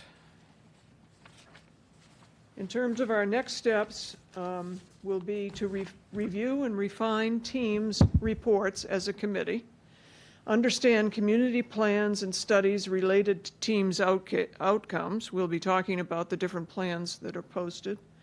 And we have already established the survey with a consultant. We don't need to implement. We've already established that. And we also, well, I guess I take that back. We do need to implement the survey with the consultant and the town to make sure we get it all out. It has been developed, though. And the same with the public process with the consultant. And we want to develop plans in concert with public and the teams, as well as the consultant, and deliver 3 alternatives to you by next January. And that's what we've been doing. That's what we're going to be doing. And we keep working. We're excited about it, actually. So I think we're excited about finally getting to this point. And we'll see how things go, but we're happy about it. So if there are any questions, I am sorry, I'm going to now introduce Heather Gould, who is the head planning director of the BSC group, and she is the consultant that will be working with us, and we're excited about her joining us. Thank you, Sharon. I just wanted to say a few words. BSC is very familiar with the town of Yarmouth. We are presently working with Kathy Williams on the local comprehensive plan. My colleague Jeff Bagg has been really taking the lead with that project. We're really excited by this Maniquis project as well. In terms of working with the MUC and the next steps, as we mentioned, the survey link is now live. It is through an ArcGIS Survey 123 application. It is very similar to a SurveyMonkey type of platform. So there are ranking questions, there are yes and no questions, there are questions where you can choose several answers, and at the end of the survey there's also an opportunity to just provide general comments if you feel that concerns haven't been addressed. That survey link is now available on the town's website under the Maniquis web page. There is a flyer that has a clickable link that will bring you straight to the survey, or you can type in the shortcut link that was provided as well. That will remain open until June 30th, and we are working to come up with the promotional materials to send that notice far and wide throughout town to make sure that everybody who has heard about it is filling it out. Once a survey is submitted, the person will not be able to resubmit. So once that is clicked as final, then the next time you try to access the site, it'll come up as saying that you've already submitted a response. Along with having the online survey, there will be paper copies available at Town Hall, the town libraries, and the Senior Center. And those, if they're completed, will be scanned over to BSC, and we will incorporate them into the electronic platform to ensure that we are able to have that survey analysis be representative of all of the responses received. I did want to also put a save the date out there for July 15th. Working with MUC, we will have a public workshop, and that will be a hybrid, similar to what we've done with the local comprehensive planning process. We will have an in-person component and an online component. BSC will have representatives working with the MUC committee members to staff small group facilitated discussions related to the results that we get back from the survey, which is why that deadline is June 30th for the survey to be completed, so we can have some of that information compiled and ready to go for the July 15th event. That will be at Town Hall in the public hearing room. In terms of working with the MUC and the concepts, we are going to spend the summer working through the different concepts, working through the public input that we received to come up with these site concepts for reuse. Continually getting feedback and refining them. They will be multiple touch points for the select board to have an opportunity to participate, whether it's through the public engagement process or to presentations and updates to the select board. And then we're hoping that, ultimately we will be able to have consensus and be able to identify one preferred conceptual reuse scenario once those three concepts have really been vetted. So looking to make a final presentation in early 2026 to the board. Excellent. Thank you, Heather, and thank you so much, Sharon, and your committee. Reading the expertise of each one of them that they offer has been just a gift to the town, really. So I thank you all for your time. Okay. And for the public at home, tinyurl.com/Matakey survey. If you want to take the survey. Of course, it is. I just checked to make sure you get to But it there is easily. a direct link on the website, and I want to thank I'm on it. Bob. Yep. Okay. I'm sorry. Yeah, no, that's the link. The Yeah, no. tiny URL /Matakey survey. Right, but I want to thank the posting that was done with Bob's help too, that guides people to where that direct link is. We're all on Team Muck. Team Muck, that's right. All right. We're all on Team Muck, T-shirts. that's right. Mark, do you have any questions? Yeah, I do, and I join the chairman in commending you and everybody on the committee for all of the time and energy that you're putting into this, and also kudos to Bill for keeping it all together. He's an amazing assistant town administrator. The thing that I want to get across, first of all, to Heather is we're at a critical juncture here, and the survey work needs a lot of outreach and publicity and really getting the word out. It's important that we get a lot of response on the survey. Just from my own experience in working on a variety of projects here in town over the years, this town is served well when we get to hear loudly and clearly from the community. That was evidence to the drive-in site redevelopment when the town developed surveys on that property, and it finally helped crystallize a direction that we should go in. And I think pretty much when you look at that site and compare the site in terms of what's being done there, it's very much in line with what the community wanted.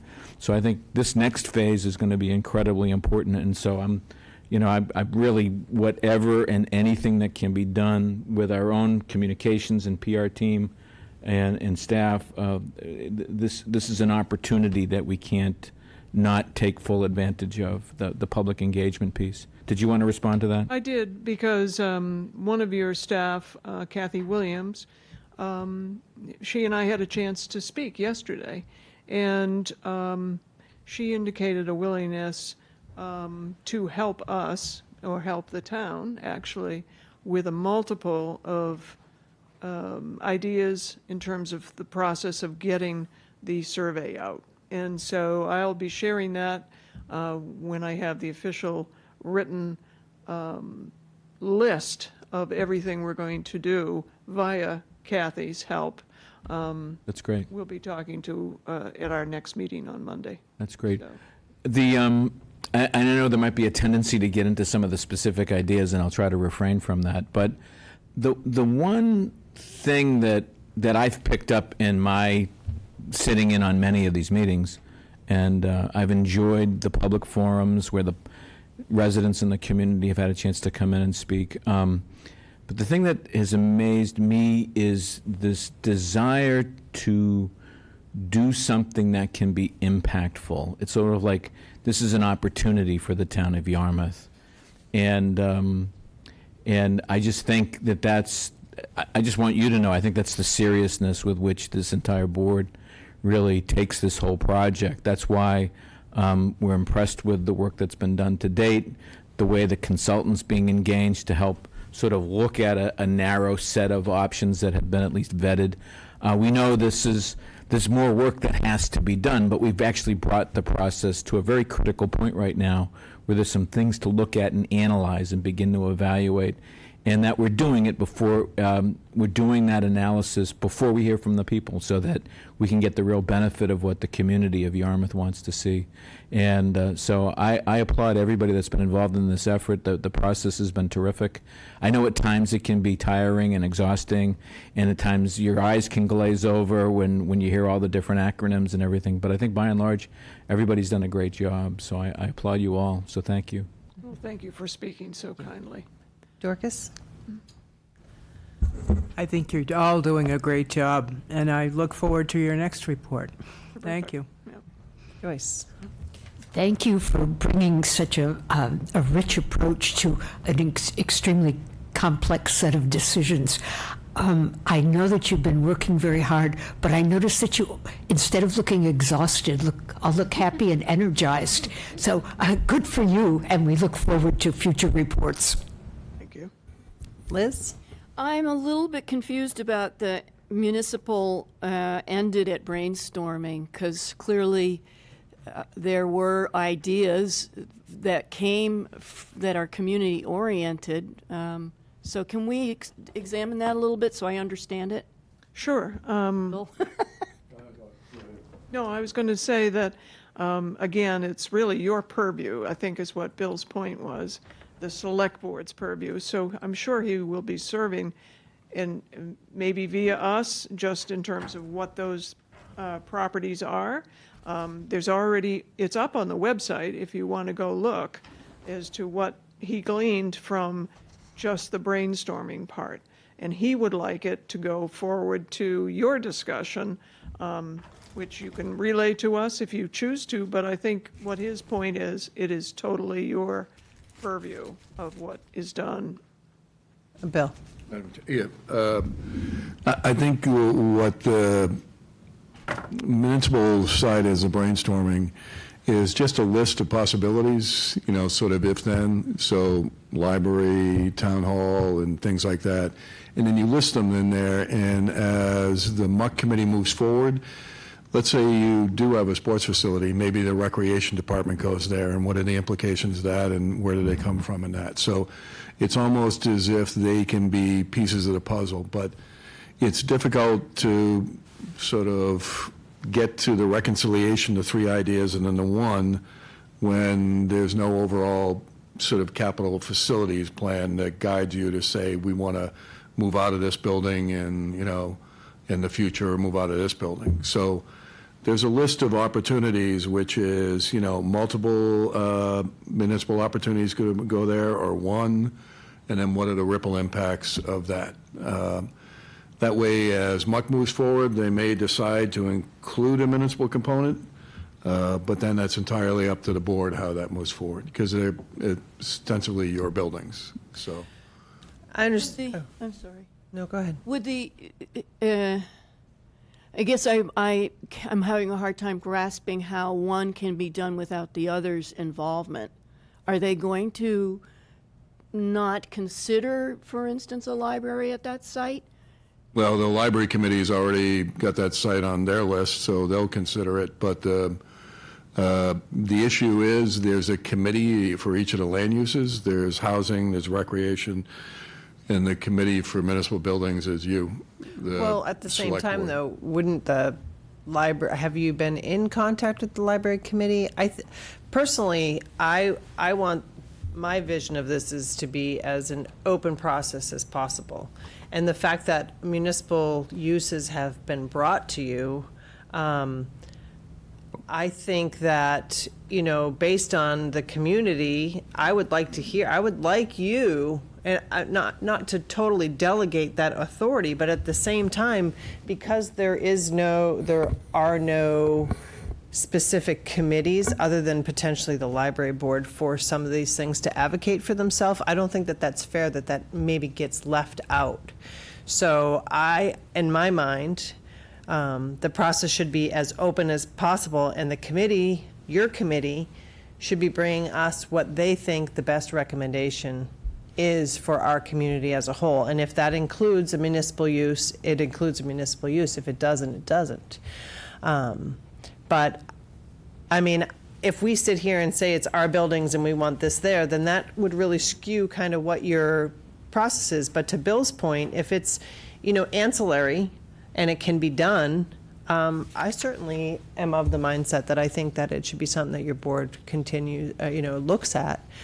I'm one person, but Can I comment on that? I think I don't interpret this. It's almost like it's an ongoing conversation. I believe the brainstorming. I think that's the reference, that it's sort of it's going to be looked at iteratively. I'm not expecting in this process for municipal ideas not to be entertained. And I see all the committee members nodding their heads. I see them thinking of those things very much as part as they move forward in the process. Well, I think I'm glad you're expressing your desire, because that's what we are here for. Our committee is going by you. We have a lot of great support with staff who have been outstanding, with other committees that have been willing to participate in this process.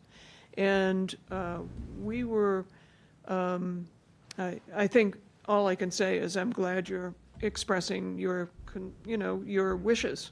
And we certainly are going to do what you want, so. Well, I'm of the opinion that I want everything on the table. I want you to look at all the potentials and put that out to the public. I mean, ultimately, we serve the public. So whatever that is, at the end, I would love to hear it. I don't think that we should be carving it out for a particular use or not. Obviously, recreation has been very vocal participant in this, but perhaps there's other pieces of, there's no one collective committee at town hall that would say, maybe we need to look at town hall there. I don't know. I personally want everything on the table, and I hope that you as a committee will continue that process out of the ideas that you've got on the municipal side, and not wait to hear from us on specifics. I think that. Well, there are a whole bunch of ideas in that document that Bill has created, so you really need to look at all of them. Which document are you referring to? It's a municipal report. So is that a task we should take then? Is that the next step for us? I'm a little confused. I don't know. You can decide what you Okay. also want to do with that.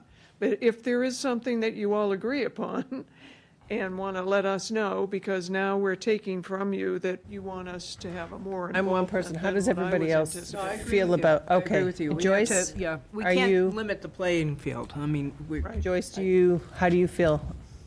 I guess I feel that it's important to include the possibility of municipal uses, and I sense that perhaps the committee's not looking closely at those may be out of an awareness of our budgetary concerns. But I mean, I guess all things, of course, are Well, I think on we're the trying to table. follow what your staff has indicated to us, that it's important that it be your process. So we're respectful of that, and yet we're open to anything that you want. Yeah, I think I'm not worried about this. I know you are going to look at this, and this comes up all the time in the meetings, like, wouldn't this fit well here? Or if we're looking at sports and athletic facilities and event space, does it also fit in with recreation? I know that ultimately, I have confidence that we're at a critical juncture where it's important to start getting the community involved in this conversation, and I don't see the municipal side of things being taken off the table. They got the library committee looking at sites. We've got, obviously, in the meetings, a number that have sort of affected some of the thinking of the committee members, so I don't see a problem Okay, great. with what you're doing. If you I need- think what you're doing is great. And Bill? If I may, the library committee does have this site listed out of 7 sites that they're looking at. Recreation provided actually a detailed plan for a facility. It's one of the attachments there. So the only other missing component is public safety, and police is right next door, and fire, by virtue of response time, locations probably wouldn't locate there. So you got a new DBW building, so the only thing on the table would be probably town hall, because Right. recreation, library are already sort of in the mix. As if library doesn't like the site, then it's not something that's the library committee's purview to move forward with. So I think we covered everything but this building in terms of other entities sort of entering their proposals into the picture. Okay. I'm just saying, I don't want any missed opportunities. I think everything should be on the table, and I'm hoping that your committee will do that. That's my opinion. So if you need something more from us in terms of direction, please let me know. Okay. We'll come down and Yeah. speak to you. Okay. And if I could, sorry, go ahead. Go ahead, Liz. I think that there are even some of us who fantasize about having town meeting back in the Mattakees Hall. So if we want to get things on the table, there you go. Yeah. Well, we have a lot to consider in terms of cost and feasibility, all sorts of things. And it is kind of an amazing kind of presentation we have so far from all of your committees and staff. And it's a large amount of area for us to consider. And you've enlarged it a little. And so we're eager, though, to get on with this process. And we know we have good people, especially now that we also have a consultant to help us work through it all. So I thank you. And if there's anything else you want to say to us as you read all the material that might be posted, please get in touch with us as well. I would like to see the library studies that were done, the feasibility study that was hired to ask the town what they want in a community center library. That, I think, should be on your webpage as a link. And then the other thing I think you need to look into is the solar field, and it's the status of it and the value of it and how much power it's producing. Yeah, we as a plan to have informational. multiple discussions, one of which will also be developing a list of what else do we need to know. Gotcha.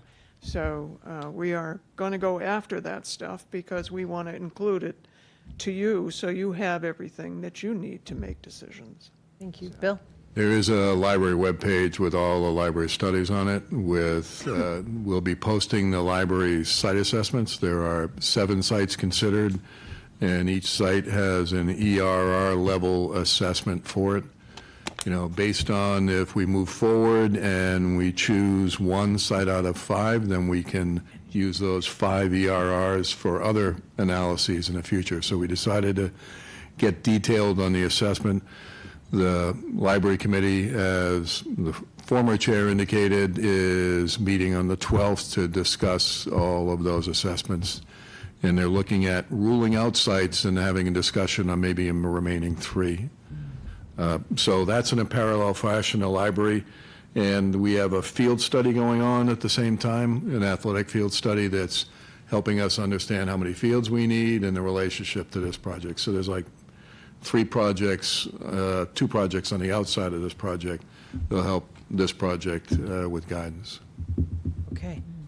I'm just going to say my 2 cents about the need for a new school and that potential as well. And, you know, I've been concerned about moving forward with this from the beginning because of the timing of not knowing what is going to happen with Emmy Small. And I think that, you know, as I said earlier, I don't want any missed opportunities, and I feel like that potentially could happen with us having this process done before we know what's going to happen with the other school. So that's really unfortunate. And But if I could just add a point to that? The committee's very well aware of that and has identified an area on the site where potentially a school okay, could be. well, I just heard from her that $45 million to bring this up to code, right? Right. So if we reutilize this 41 building to something else, and then the school district comes and tells me that it's going to be $100 million to build another school, would we have been better served to have brought Matakees up to code as opposed to a different use? So that's always my concern in the back of my mind. And I just have to be honest about it. We've talked about it from the beginning, about looking at these things in silos and not as a collective piece. And that piece, not knowing, is of concern to me. Well, maybe what we should do is keep in touch more often as we go through this process.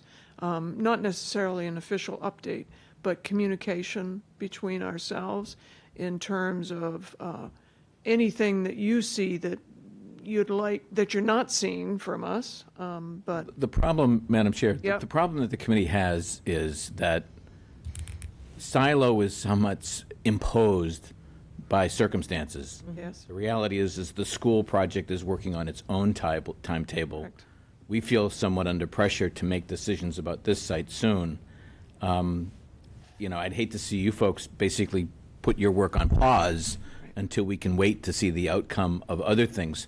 So what's happening is that there's a lot of inter-organizational communication about, making sure that we keep abreast of what the schools are doing. And all I can say is that the amount of work that not just the committee but also Bill's doing. I mean, if we didn't have Bill, we'd be paying consultants hundreds of thousands of dollars to really do all this coordination, do all this work, and pull all this stuff together. So I think given the circumstances, everyone is doing the best they can. But if that's a priority of the board, is to make sure that that option is real, then we should talk about that, all right, as a board, that we want the committee to prioritize a new school there and to look at the costs and make comparisons with another alternative. I think that's something that we probably should discuss as a board first with some guidance,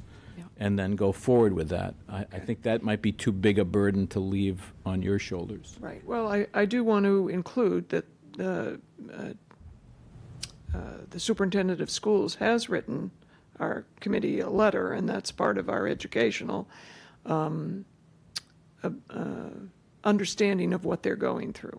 So we understand they've gotten a building committee, but the actual feasibility study part of it starts in December. But in the meantime, he's requested that we save a piece of land, and we would be the ones who would tell him where we're saving the piece of land, which was 6 to 8 acres was his request.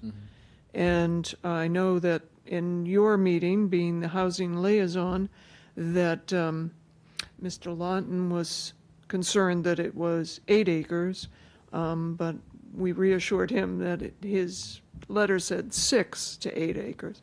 So, I mean, we have all those kinds of information that we're going to be sensitive to and also complete, because we do want, if they want a school in West Yarmouth, and that's their final decision, or they think something else, we want to have a designed area that would be developed either for a school or something else or nothing else, depending on what else is put there. So I think we can do some of that together. And I definitely think it can all be accomplished. My concern is that it could very well be the development of Matakees itself that is the best cost-effective way for the town. That doesn't discard the work that you're doing, because then we can tear down Emmy Small and you still can utilize the property. It's just, I think that that's something we don't know the answer to. But if we say it's clear that they want to build a new school, whether or not it's less than 45 million or not, I don't know the answer to. So how do you make that decision now? All in all, I don't think it has anything to do with your work moving forward, because like I said, if it's a 6 to 8 acre parcel or if it's a redevelopment, there's still a lot of land there that we can utilize. It might be different, but that's my opinion. I need to know that before I can make a decision, because if we go forward and then we find out that we need to build a school that's going to cost us $80 million, we're going to wish we had made a different decision.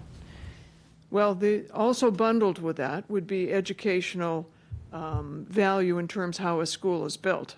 I think you'll find if you're part of the building committee or whoever's part of the building committee, that there are different design options. I'm not an expert by any stretch, but I believe there'll be different design options for how you build an elementary school versus how you would have to recondition a middle school. And that would be additional costs, which I'm not sure we would get to until they've gotten well beyond. So I think the design issue would be a problem for us to consider, not necessarily to pan one way or the other, because we're trying to be as impartial, creative, and listen to it all, and then somehow, amongst 7 of us voting members, create a plan that is going to meet a lot of different needs. But I would, to echo the chairman's concern, is it's a question, we've got to put it on the list of questions to answer. Well, we will And then, be trying. but like I said, I think you folks have taken a wonderful approach to this, and now that we've narrowed things to a certain point, and now we have a consulting firm that can provide us some of the more technical expertise, and given some of the work that the school's doing, again, I think we'd be in a reason. I think you folks will be in a pretty good position to help answer some of these questions. I think we all want to know. Right. Are we missing an opportunity here to do something But that there could are save the town several money? things to consider as we go forward. And The other concern is, and again, to the chairman's point, the school is going to push, state school officials are going to be pushing us to try to do something on Station Ave, and I think there are going to be many of us in the community that would prefer to see, some service continue in West Yarmouth.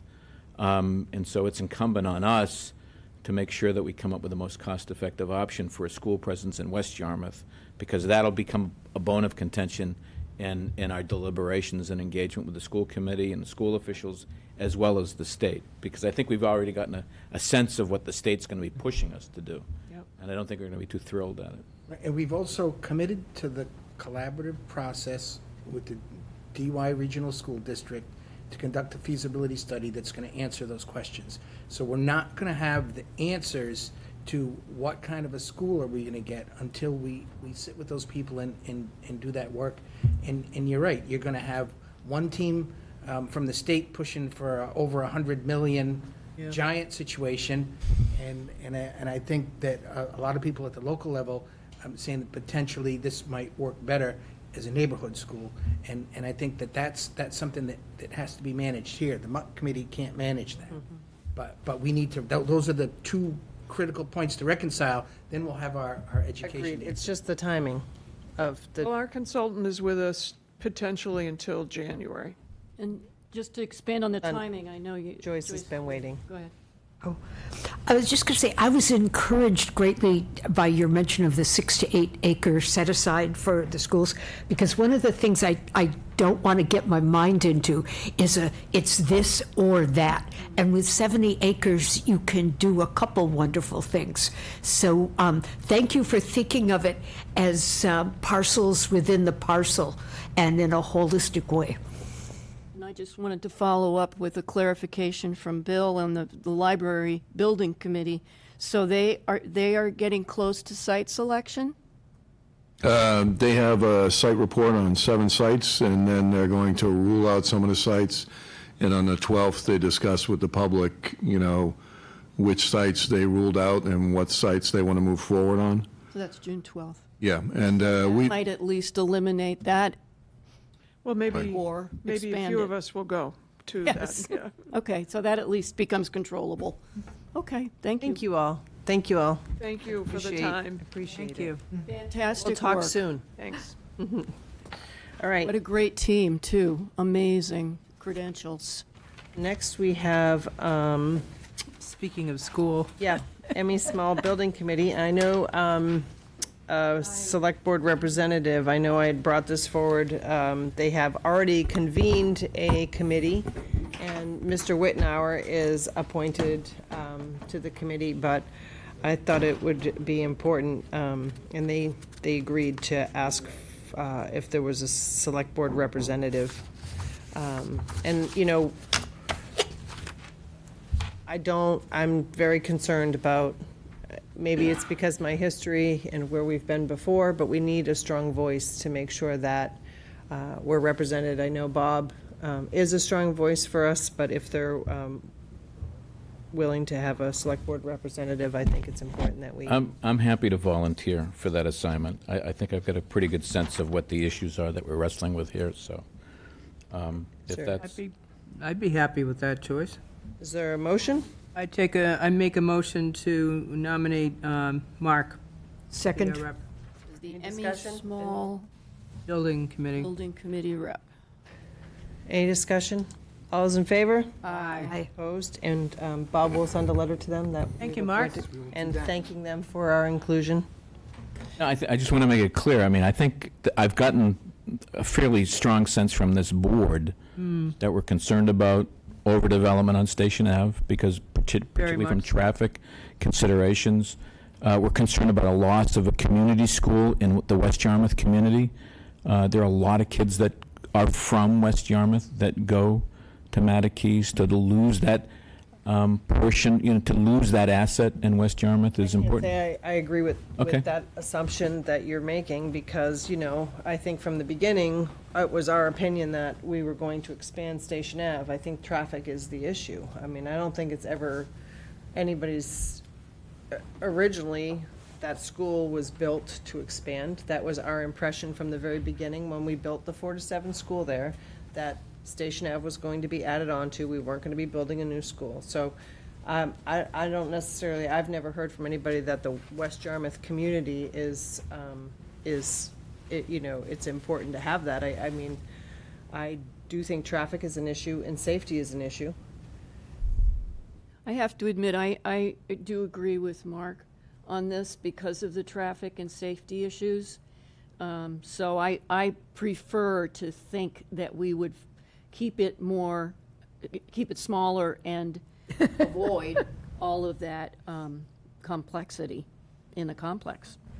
Well, that's my preference. No, and I respect that. I would never have voted and spent the money that we spent to include Dennis to come to our town and have a joint school and now tell the taxpayers they got to build another school. I'm sorry. I never would have would never have supported that. And I don't think the taxpayers would have supported it, because back then, we told them that when Emmy Small was in bad shape, we were going to put an addition on, and that was the plan. So that plan's changed, and I understand that. But I don't necessarily think that So, the Tracy, are you community saying has that- ever said to me that they want a school in West Yarmouth. So you would prefer, so if the school were on the Station Avenue complex, it would be shared with Dennis? No. Okay. No, because it's elementary. Elementary school. Right, well, that's what I'm Dennis had, asking. no, it's elementary, but there are other concerns that have been brought up about that area too, because if I remember correctly, when the superintendent was here, he was saying that Station Avenue has kind of expanded its boundaries, and that they really don't have what everyone was led to believe would be there, doesn't exist. There are a lot of parameters. I think we all agree there are a lot of parameters that have to be looked at here, and we won't rule out. We've also talked about the school over here We as won't becoming rule out, available. right. So to Lawrence say that we MacArthur want is one in still West Yarmouth, I potentially- don't think that we should be, just my own opinion. No, I've suggested this school as the priority. We need an Yeah. affordable, When the board has safe- discussed the MacArthur School, I've made it abundantly clear we should be using existing buildings, Exactly. particularly that one. So And that was an elementary school. and it was in, But I did do some research just on the school population. There is most of the kids that go to Marguerite Small, they're from West Yarmouth and from that area of town. And that's just something that we can't overlook. West Yarmouth has always been the forgotten part of the community. They always get left behind on so many things. As far as I'm concerned, there's a constituency there that wants to be respected and serviced. And they may not be the most vocal, although on some things they are very vocal. The reality is that I think part of the discussion should include, they should be part of the conversation. I'm not perceived, I don't call myself the advocate for West Yarmouth. I just know that there's been a tendency for the West Yarmouth interests to get left behind. I think with the Mattakees redevelopment, they're going to be brought up quite a bit. That's going to be certainly a lot. I know I'm just you, thinking I of the know you families hear and the us, and I appreciate, Well, we and I just- know you'll be well- a great advocate for us, but I'm just saying that I don't necessarily think that our discussion has ever been about a school in a particular area. I think we should focus on an affordable, safe Here. options. I don't disagree with that at all. Here. Okay. And making sure that we involve the community, Yes. particularly since the kids and the parents that are being served by the school are principally from West Yarmouth. I got your point, Mark. We got- we don't need hear to- ya. We don't need to keep going over this. All right? Okay, all right, I just, moving, you know, that's moving. all. Okay. Got it. Good luck. Dorcas wishes she could take the camera back. So up next. No, Up next more. is the Plastic Reduction Bylaw Task Force. If anybody from, Maybe I can introduce that subject. Also, Jay. I want to I see welcome. Mr. Gardner here. We have and, Jay Gardner from Barnstable County, right?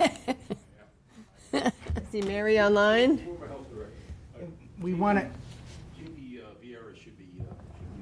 So we have Come up to the mic, Jay. Don't be shy. Mary Jamie Vilbon from the Vieira, Chamber. We yes. would like to elevate. And Jamie Vieira. Vieira, also Thank you. representing the Chamber. Perfect. We'd like to elevate, and I'd like to kind of bring folks up to speed on, you know, some of the work that's been done so far and where we stand on this whole process. I understand that, you know, we've had change on the Board of Selectmen since we started. There's been all kinds of things happening. I know, you know, Jay's has his new role at Barnstable County, and I think it's important for us all to get on the same page tonight. And then there's also some question as to selectmen representation on our task force. And I want to call you back to, and it's in your packet under the minutes section.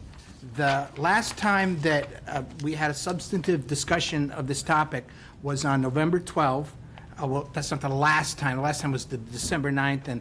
But the first time that we really had the big discussion on it was at the November 12, 2024 Board of Selectmen's meeting. And what had happened is that working, you know, through Jay, the Chamber had come forward a little time before that and indicated we were all following, getting ready for the implementation of the new plastics reduction bylaw, and, you know, some critical problems, you know, just surfaced in terms of working with the businesses that would be implementing this and what options were available to them to meet the requirements of the bylaw. And so we were approached by the Chamber, and also part of that group was Haley O'Neill, who was the original petitioner on the article that had followed it. And there's a lot of concern with that. The bylaw was supposed to take effect on January 1, 2025, and at that time, it was hoped that the town would take more into consideration some of the implications for the merchants and the business owners. And the vote was taken to place an article on the December special town meeting warrant, and I'm just reading from the minutes, to postpone the January 1, 2025 enforcement date of the bylaw. And then Town Administrator Rittenauer was asked to create a task force, which Jay, I thought, did a tremendous job in suggesting this process, that we provided a list of the membership of the task force that we evaluated at that time. And I was asked to create a task force that would do research and help develop a health regulation which would substitute for the bylaw, to make it so that the implementation could be done more smoothly, with the goal of reducing the plastic, but to do it in a way that didn't directly hurt the businesses. And that the task force had presented some material that was developed by the Town of Falmouth Board of Health in terms of plastic reduction regulations. It would be sort of a model, make things a little bit more similar in other Cape communities and achieve that same end. And from those were sort of the marching orders that we were given at that time. And then a member of the select board was designated to serve on this committee. And so in your packet, there's also a copy of Jay's January 15 memo that specified the membership of the task force, which I moved forward with. In the intervening time, there were some questions. Some people said, what's the task force? Why do we need a task force? Even though we had discussed it in your packet, there's a draft charge that includes all the details of what the task force would do. And also in the packet, we asked the chamber, working with Jay, to implement the process and begin to hold meetings with all of the stakeholders. And because there are members of the Select Board, Board of Health, we insisted that it be done in a very public, transparent process, follow the open meeting law, and I thank the chamber for doing that. And in your packet, there's also a copy of the plastic reduction bylaw, as well as the proposed regulations that they were looking at to potentially substitute. And the whole game plan, as provided for in the charge, is to review these issues, make a recommendation back to the select board for a potential town meeting action that could help implement the concept of plastic regulation in a way that was less onerous for the businesses. And they started that process. I understand there's still some questions, issues, concerns. We'd hope to address those this evening, and I really wanted to hear from the chamber representatives of how they viewed the process and how they feel things are going. Great, thank you for that. Hi, Mary. Welcome. Good evening. Thank you. I would love to just say that the chamber is very grateful to the select board, the administration, and to Jay for allowing this process to move forward.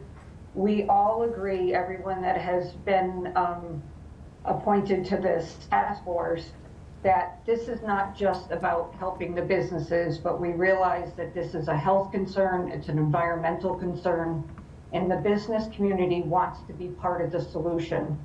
And so working with Jay and with Bob recently, this process, we had our first meeting a few weeks ago. We had appointed Jamie Vieira, the chair, and myself as the clerk, so that the process is clear and open to the public for them to attend, give us their input. But we feel like this is a great process to go through. The petitioner herself came to the chamber saying that she made an error and wanted to correct it. And we were grateful that the town has heard us and is willing to work with us. So we appreciate that. Thank you for that update, Mary. I see Jamie online as well. Jamie, you have anything you'd like to add? Sure, thank you very much.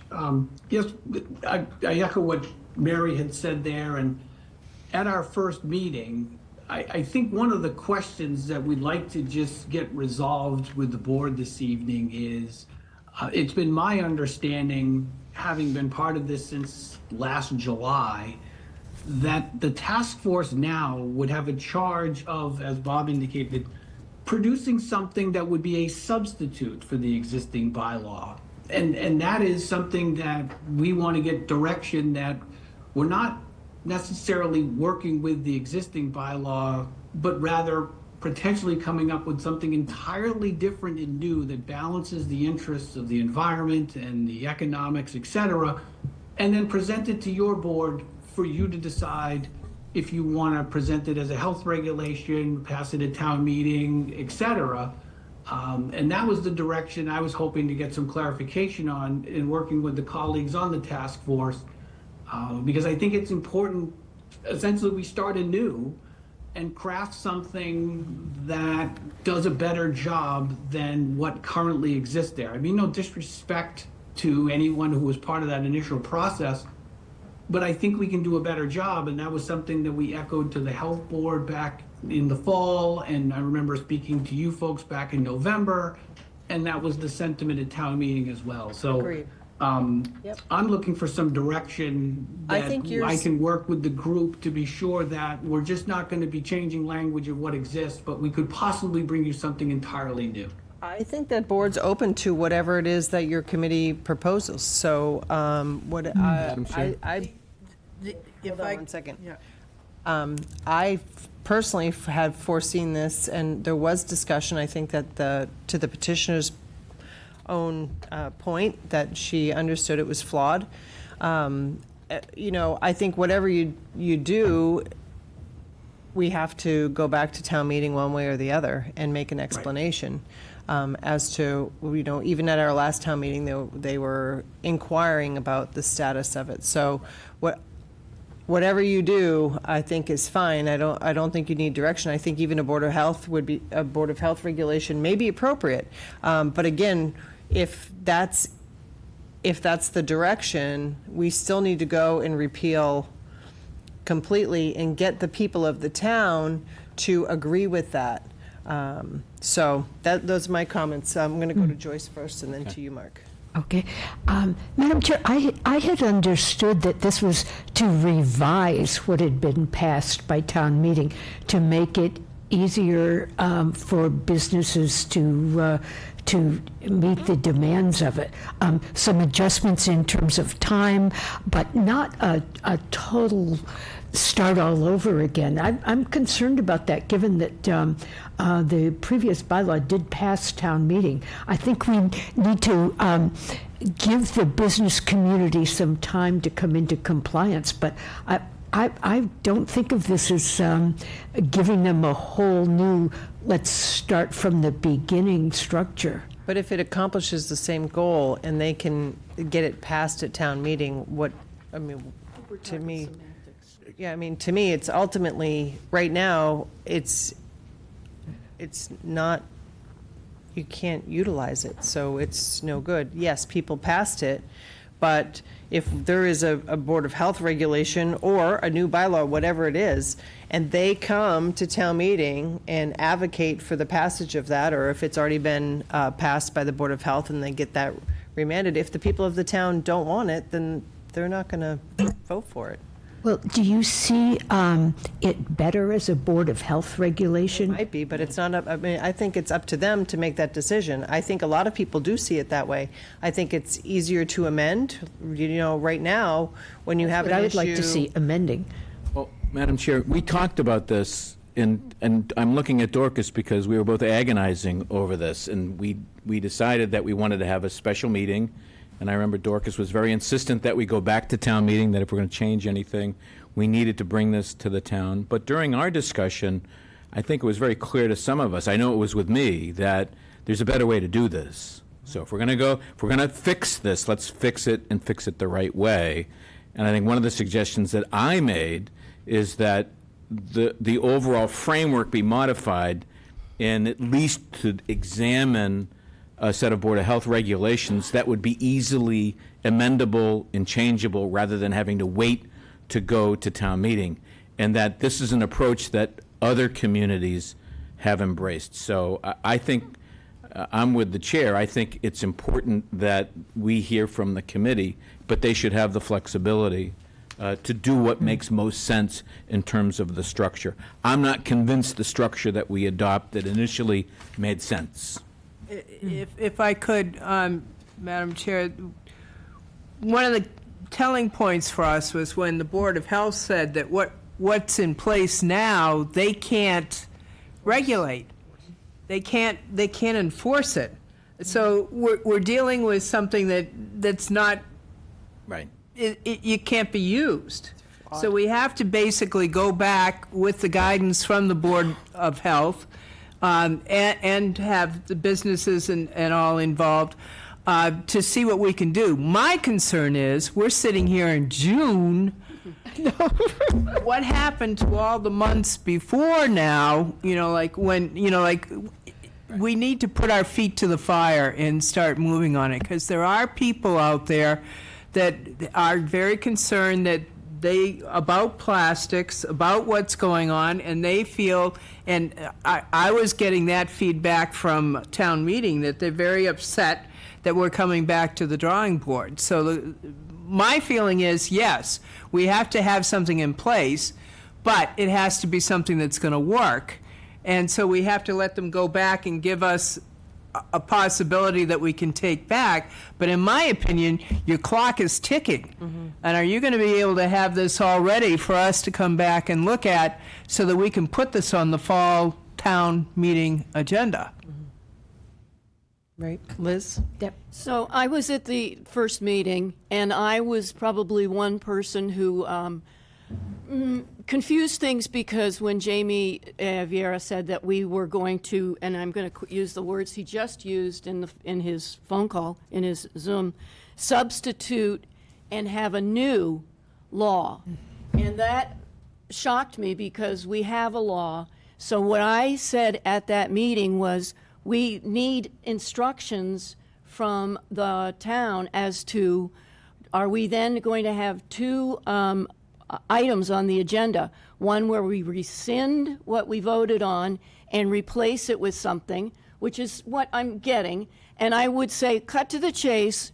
The bylaws that we got from Falmouth are, Jay, you looked at them. You're supportive of the bylaws from Falmouth, am I right? If I could, Madam Chairman, I think it still needs to be looked at, things of variances and things of that nature. Right. This is going to be a committee decision. First of all, I just want to introduce myself, Jay Gardner. I come here, I'm now the health director in Barnstable County for health and environment, but I served as a former director of health here in Yarmouth.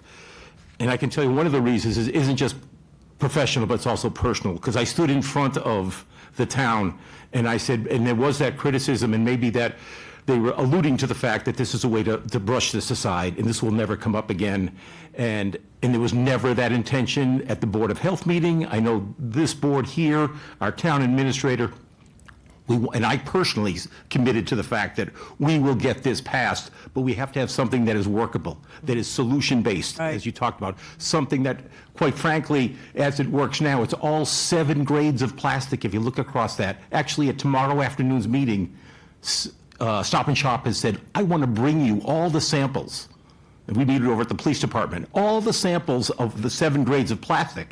You might have been at there. We said, well, we might need a bigger room, quite frankly, because it's all going to be laid out for us. The other part, through the chair, you bring up a good point. It has to be enforceable. We're going we want to have education. It kind of falls into the category. No one's doubting the intention here, right? But a poor decision built on good intentions is still a poor decision. Right. And we want to get to that to make sure that we have something that is workable, education-wise, and don't lose sight of the fact of the environmental piece. Really, that's a big part of my day right now is on the county. So I come here, there will be, I'm sure, my successor will take this over, but I will serve as in my position as the county director and help Yarmouth in any way I can. Are we substituting? Are we rewriting, recrafting it? I don't know. It has to be, quite frankly, what portions of that do we want to have? There are no variances involved. We want to make sure there's variances if there's difficulty for individuals that can't get substitutes. Right. And that is addressed in Falmouth. It is. So to say, for me to sit here as one person, Jamie is the chair, we have vice chair, it needs to be looked at through a committee. A number of lenses have to look at this. I'm confident. I do understand the time frame. Because I would say 3 months just in community education. Yeah. Just in community education to make people aware. Right. It is complex. It's deep into making sure people that understand there's a commitment there. There's a passion to make this happen. Are we rewriting it? Are we substituting? I don't know. We're going to come up with something. Probably has to be vetted through council.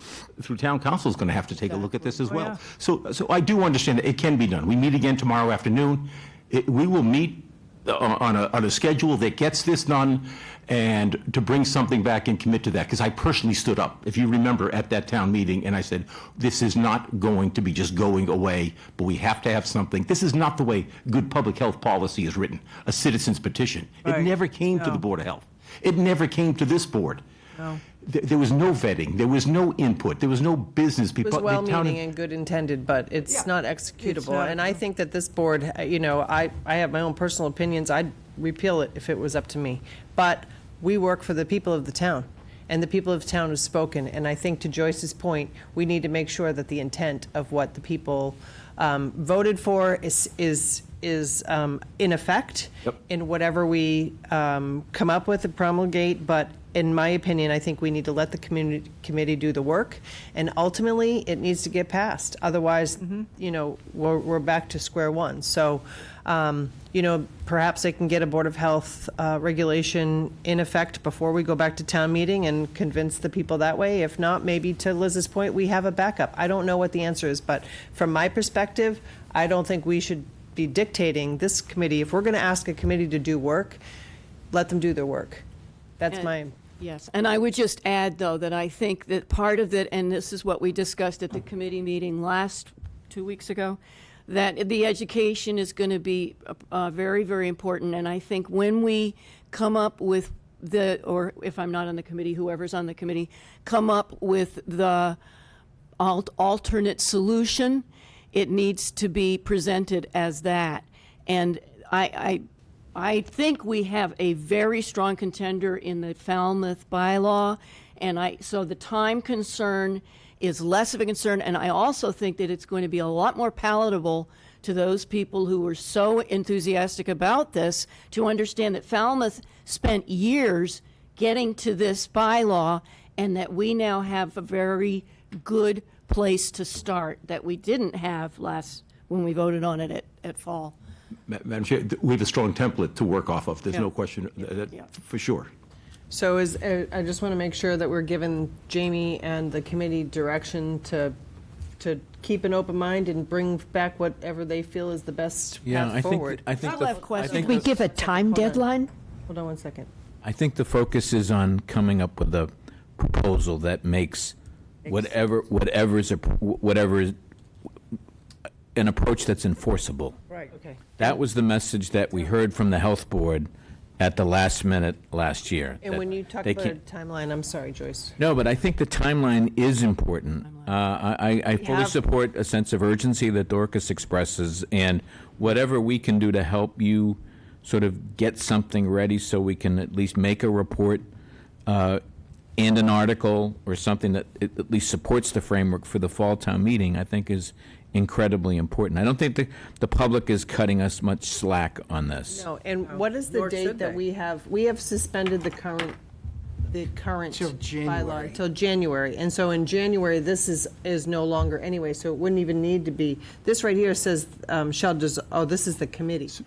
Okay, not the actual charge. All right, so the implementation date of the bylaw. So we'd like to get this on in the fall town meeting. Right. We're looking at a possible fall town meeting in November. You know, we'll have to have this wrapped up by September to just, you know, at least know what direction to get the warrant ready.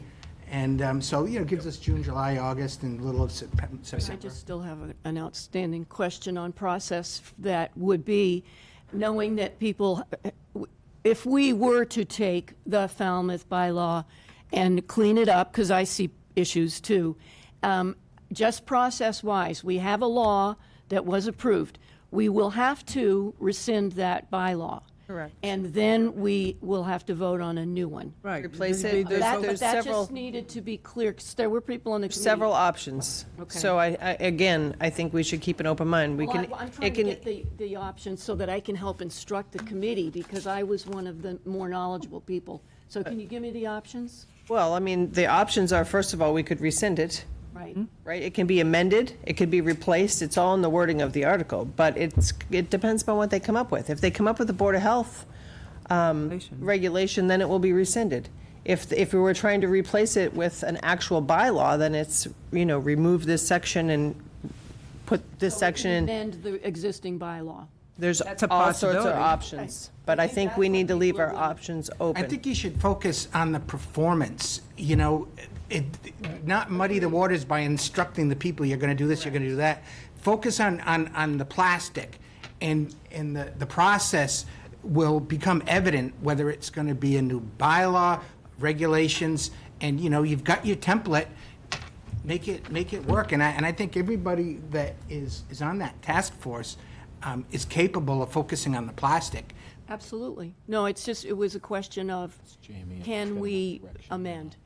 And I believe that with the Falmouth template, we can amend, and We- people would we- be a lot more accepting of an Well, amendment. Again, we than, keep, we keep rescind talking and about replace. that, but that may not, I mean, they should have the freedom. We shouldn't be dictating. Indeed, but Okay, at least all right. now that is an option. Okay, yes. That's Ja- what I didn't Jamie, understand. all right. Jamie, I just want to make sure that we have answered your questions and you have the proper direction to move forward. If not, please let us know. Loud and clear. I appreciate it. I am mindful of the time constraints that we have here. And we will work very hard to bring something to you folks for consideration in as soon as we can. And I'm mindful of trying to wrap up something by September now. Appreciate that, and I appreciate all your work on that, everybody on the committee. Is there anything else?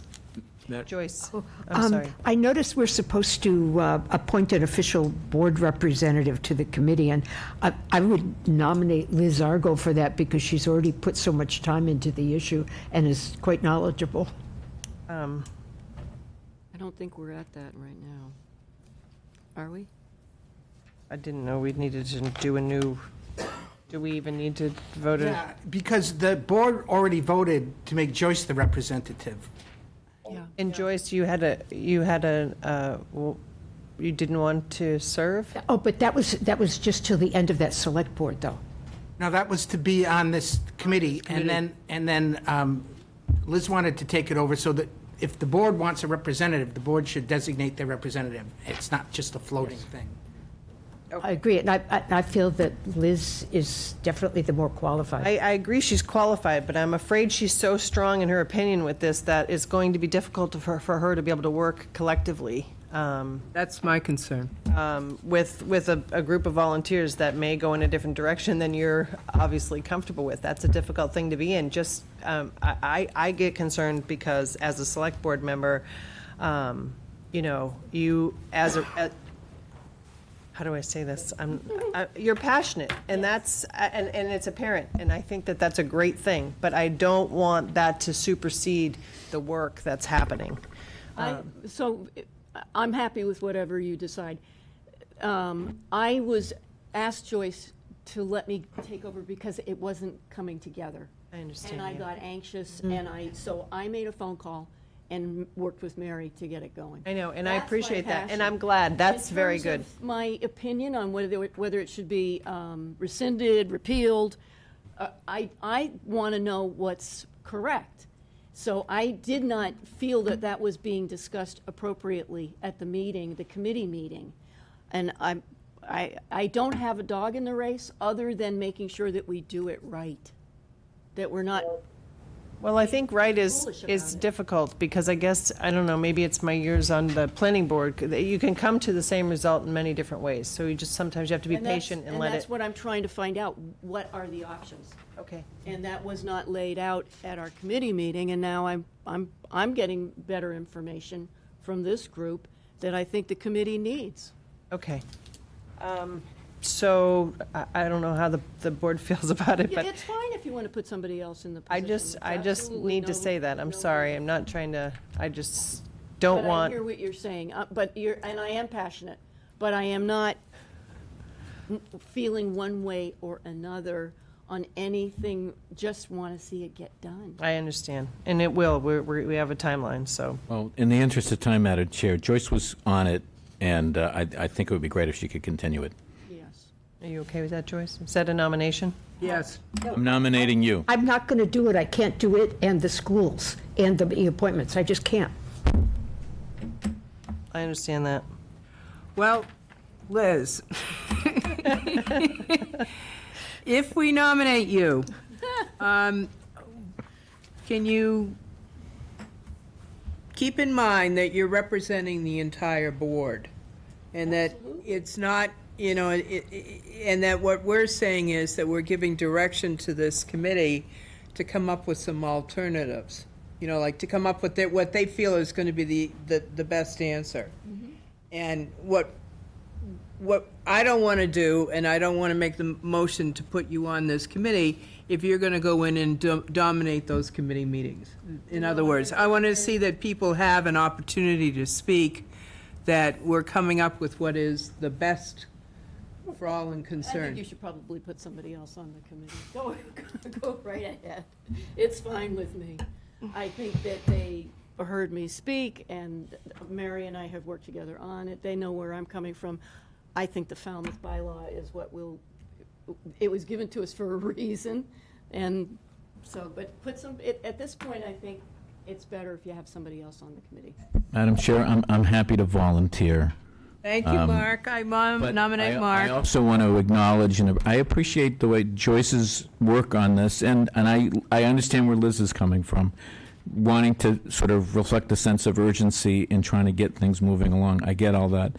I think the benefit of this discussion has been helpful for everyone to remind us how we got to this point. That's my point, Mark. Right, so I think. was not a part of this Yeah, previously. so, yeah, and that puts you at a disadvantage, because, I get it, I understand what was happening, but I'd be more than happy to fill in and take on this assignment if that's I what the would board. make that nomination. Is there a second? I'll second that. Any other nominations or discussion? All those in favor of? You made one, but it apparently doesn't have the second. That's fine, Joyce, let it go. It's- Just saying. I know. Okay, all those in favor? Mark? Aye. Opposed? Okay. Thank you. Thank you very much. I appreciate. Madam Chair, if I could just close Yes, with, sir. I do want this committee to understand, Bob has driven this. A lot of conversations have happened. He's made phone calls with the chamber. He's had meetings. Please understand, although he's been doing it in the background to let the public process work, Bob Rittenauer has driven this process to make sure. And it may look like it's delayed. It is not. It has his full attention, but he has to make sure that he's not overstepping, making sure it's a public process. But to your credit, you have driven this process, so Thank you, thank you. Jay. Okay. Appreciate that. We know he drives a lot of things, But unfortunately. under the radar, but He's just. got yeah, a lot not- going on. Not necessarily, just want And, to make sure uh, that's understood. He didn't say too much, but things have been pushed along. Thank you. But hey, listen, I have to tell you, it's nice being back. It's nice to see you all. Thank So- you. So thank you. Nice to see you I as well. appreciate that. Thank you. You're missed. So next we have board and committee actions. A resignation. Oh, I'm sorry. Busy passing notes down here. So we have a resignation from Stephen O'Neill from the Community and Economic Development Committee. Please accept my resignation from the town's Community and Economic Development Committee. I move that we accept the resignation. So move with Stephen O'Neill. with thanks. We have an appointment. We need a second and a vote. Sorry. All in favor? Are you running it or am I running? You are. Oh, You're all right. you're doing the appointments. Okay, all in favor? Aye. Aye. We have an appointment to the Recreation Commission as a full regular member, Chris Peterson. He was put in as an alternate. He has extraordinary qualifications for the position. He coaches multiple sports, plays sports still, and is the father of 3 children who will be participating in the rec program. So I move that we appoint Chris Peterson to the Recreation Commission for 1 year. Second. All in favor? Aye. Okay. We have the Community Action Committee of the Cape and Islands. Always drives It's me a little bit unusual, and we have a letter in our packet that describes the role. So we are not, Bob, you can probably help me, we're not. We've been down this We're road sending before. along a Can we hit the replay tape? recommendation. So it's a recommendation for the Community Action Council selects their representative from Yarmouth, but we want to make that recommendation because these funds need to be used for Yarmouth as well. We have a, not just Pat Armstrong is. Pat Armstrong's been doing it, so that's the recommendation. Keep So that would keep be- Yarmouth engaged. Yep. Second. Okay, all in favor? Aye. Aye. And that's it. That's it from appointments. Thank you very much. Next, we have the minutes of April 9th, So move that we accept. 2024. We'll have to vote on this as a matter of necessity. Make a motion to accept the minutes for April 9th, 2024. Second. Any discussion? All those in favor? Aye. Opposed? And the minutes of November 12th, 2024. Move to accept. Is there a second? Second. Any discussion? All those in favor? Aye. Any opposed? Okay, next we have upcoming agenda review. So we are adding, that's not in here, we also have a Saturday workshop that's going to be added in July. Thank you for doing that, Bob. That was like nailing Jello to the wall. Well, it was great, and thank you, everyone, and I. Good analogy. I'd like to mention, too, is that I'm proposing the use of a new facilitator for this round, and I've tapped Warren Rutherford, who is a former town manager in our area, and he's a management consultant. He works very effectively with small businesses, does strategic planning, goal setting. I think he'd be a great resource and help bring some more energy to our proceedings, and so I'd like to. What are you saying? use that. We don't have energy? You guys are great. I think Jerry, was getting a little bit, maybe towards retirement, and he's got a long drive to come down here, away from like northern Mass, and so maybe having someone local might be easier. I think changing it up is good. I don't think it'd be great. Warren will be a And, good choice. all right, so June 17th, we have no meeting. On the 24th, we have the Scholarship Committee presentation of the scholarships. Yay. We have a special entertainment license for the libraries, quarterly Economic and Community Development Committee. Yep, a Gateway Fiber, I'm not sure what that is, but he's probably going to tell me. And Packet Land Resiliency Project update. Bill? Actually, the library building committee will probably be bringing those sites in to you What day? on the 24th. On June 24th? Correct. Okay. All right, looks like there's some space on there. We did have Joyce's presentation, too. Yeah, that seems to have dropped off, but it's fine with me to do it in July after our retreat. That was the things I've worked up for the committee appointments. Okay, great. So I guess I could do, That's a consent, probably just a consent agenda, unless we want to have a discussion on it. Do we want to have an actual agenda item on it? Maybe if you can get it to us in advance, and You then can just put it on the consent agenda. if nobody has. Yeah, give us something to look at so we can review it and send you comments, and then, once you're done with it, then add it to the consent agenda. Yeah, and if somebody has comments that want to discuss, we'll Yeah. put it on the agenda. is that an open meeting law problem, though, if I take comments from all the As board on long the as they only draft? comment back to you. No more than two people. You can't put it out to all five and anybody comment back. But if you can put it out, and if somebody has comments individually, they can comment to you directly only. And then you can either tell me whether or not it needs to be discussed at a agenda, or that we can just put it on for approval. Oh, So in other So words, we they won't don't use the copy reply all. to all. No, they don't just reply to all. Copy you. all. Joyce, get Okay. that, so that. that just seems simpler, No but I didn't copy want to. all. That's the key thing. No If, copy. if we do copy everyone, that's a deliberation, so. You can send it out to everybody, but nobody can comment on it or engage. So they can call you or talk to you about their concerns about it. And if you don't hear from anybody, then we'll put it on the consent agenda. If you do, and it elevates it to a level that needs to be discussed, then you can let me know and we'll put it on. Yeah, and then rather than engage the select board members on your comments, you can just say that you've got enough feedback to make sure that it gets on the agenda. So you just let Tracy know, and she'll put it on as an agenda item for discussion. Discuss it. Yep. Okay.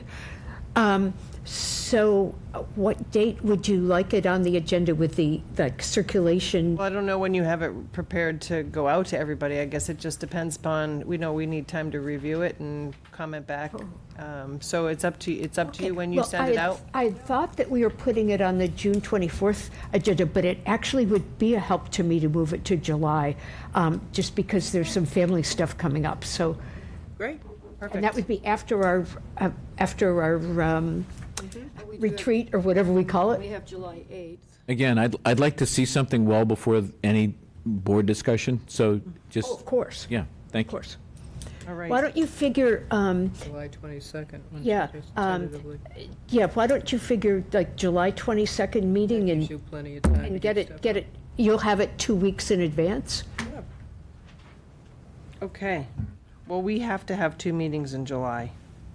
So one of them, what does the charter say? You have to have 2 business meetings, or is one business meeting and one workshop adequate? Yeah, it's a meeting.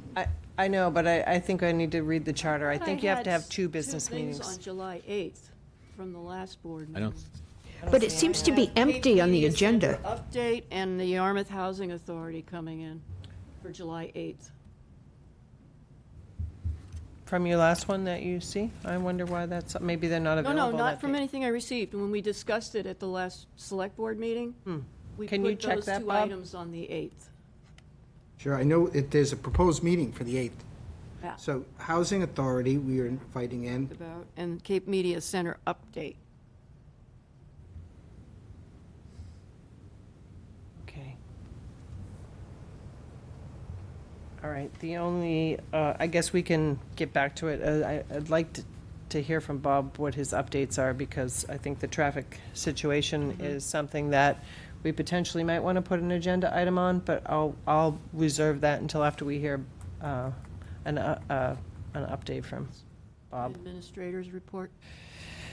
All right, so we're moving on to the consent agenda. I need to pull out on the consent agenda the request for the CEDC funds due to it being a Robert Hour contract. So if we could pull that out from the consent agenda and vote on that, and then we can vote on that other one separately. Madam Chair, do we have a date set for our retreat? Yes. 12.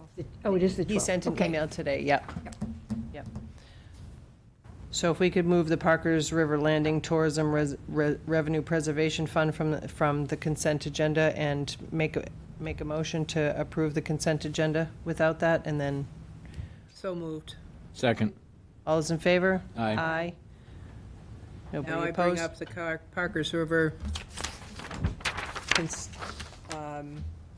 Move that we accept, where is it? The request by CEDC to confirm support for funding allocations through TRPF. Yeah, I'm making a motion that we accept that. So moved. Second, yeah. All those in favor? Aye. I abstain. There we go. And the chair Thank you. abstains. All Moving right, the on. consent agenda Let's hear about and Wood Road. upcoming review, and then individual items. I guess I went out of turn, but that's okay. Mark, do you have any individual items? Pass. Dorcas? I'll pass. Joyce? Yep, I think I'm good. Liz? I am going to meet with the Energy Committee, if this is appropriate. Bob, I would like to discuss with the Energy Committee the possibility of solar canopies at Parker's River Landing. I'm looking for grants for that. When you say you're gonna meet with them, as an individual citizen? No, as a board member. Well, I don't know if we've had a discussion whether or not that's. That's why I'm bringing it up. Yeah, okay, so maybe we can't discuss it now because it's not on the agenda? Okay. So let's put it on the agenda to discuss, if that's okay, Bob, for our next meeting. If Yes, I may, sir. that site was heavily permitted, so we want to make sure that the permits are commensurate with that use. So going to the Conservation Department might be a good place, because any vertical construction in a flood zone like that, Well, let's not go anywhere yet until we have the discussion. We'll Right. find out what the restraints are and have a discussion here before we ask anybody to do anything. It might also be a good idea to inform the committee that's still engaged in oversight of the project, which is the Drive-In Site Committee. Okay. All right. They may very well have looked at this. So my individual items are congratulations to Dorcas and Liz, which we got to say at the beginning. I also want to congratulate our DY graduates that will be crossing the stage on Saturday. And I too, like Liz, have received we've had several correspondence with Bob and the chief and DPW about the traffic situation. And we were told that it's with Mass DOT now. My question is, I don't understand why Mass DOT has anything to do with it. It's a town road, number one. And number two, there's got to be, we're just sitting back. There's got to be a way for us to expedite it, whether it's a letter from this board or calling our state senator, I don't know. But I'm not comfortable with the situation that is in place right now. And Are you talking about Route 28 or Station Avenue and talk about Wood? Station Avenue Wood Road. So I think that we need to do what we can to expedite it. And I'd love to hear your comments on that. But again, I had sent an email and gotten a response from the DPW that back in January it was identified as an issue. Obviously, with the detour and the traffic has lent itself to it. A lot of it is just distracted driving and speeding and other things like that, but it is a significant issue, way more than it was in January when they looked at it. So to just say the paperwork's in, to me, I feel like we need to act a little bit faster on that. And my other comment on individual items is Mark has brought it up before and Kurt brought it up again tonight. Maybe an agenda item for this board is to have a real discussion about the impact to businesses and what the opportunities for us to help them are. Mark's brought it up. We kind of, we get busy, but it's a real issue. And, I think it's something that Future agenda item, we should discuss. so. And actually, sorry, when you're done. I think it may be helpful to also have the accident situation at this intersection actually be an agenda item, don't you? Well, I mean, they're already in the process. on the next It's already agenda. been, Yeah. it's already been going, so we're just now waiting. They've already identified what they're going to do. It's just, we're waiting for Mass DOT, Yeah. from what I understand. I actually, For everyone's benefit, it would be helpful to have, because I'm not privy to all the details that you are. We'll let Bob update you. and so at any rate, I think everyone's received a copy of the emails from the chief of police that it's been a major issue for law enforcement to attack that intersection. They have a whole series of initiatives that they're doing right now, but one of the key ones that they had worked out earlier with the police and Mass DOT and the DPW was to have the assistance from the DOT of establishing an emergency four-way stop there with the appropriate signage. There's some very expensive gear that we need to get in place, that's lighted signage, and the Mass DOT is in a great position to fabricate and get that material out there.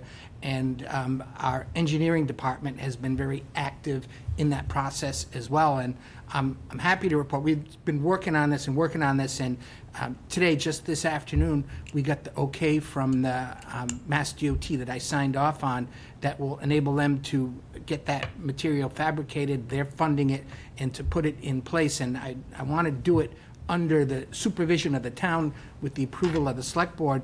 And so I think now they've been authorized to move on that immediately. I would like to put this on the very next agenda so that we can have a full report on it and, have pictures of how the whole thing's going to work, and it should be about ready to go by then. And in the meantime, I know there are some changes that they're making with the detour situation as of, I'm told this Thursday that, may change a little bit to take some of the pressure off, but the police are still out there, and if you see it now, they've got, manpower, and they've got the additional signing, and just to stay on top of it that way. And if there's anything else that you can think of doing, that everybody is sort of standing by, ready to to do something. Well, and I don't know the details of it, but I don't know if the high rate of speed seems to come from one direction, which would be the Station Ave, right? So maybe a signage down there, slow, dangerous intersection, that they're coming up to something before they even get there in the interim. It's just staggering, the number that we've had over the, and, you know, I went by there today on my way here, and there's somebody sitting in the car. I'm not sure what, Yeah, that doesn't help. right. So, anyway. So next agenda, meeting? next Yeah, that'll be agenda. on the next agenda, and I think we could talk on the impact on local businesses as well. You know, I've joined, obviously, throughout this process, working, we have our ombudsman and the whole team, and working with local businesses, and I'm just staggered by the impact. This is really a lot worse, the slowness of the construction and having to, you know, park in front of these businesses. There's really no easy way out of this. It's not, you know, as simple as it looks. I have outreached our senator's office for a request on some potential grant funding that we could establish a program. Right now, I don't have actual dollars that the town can give to local businesses.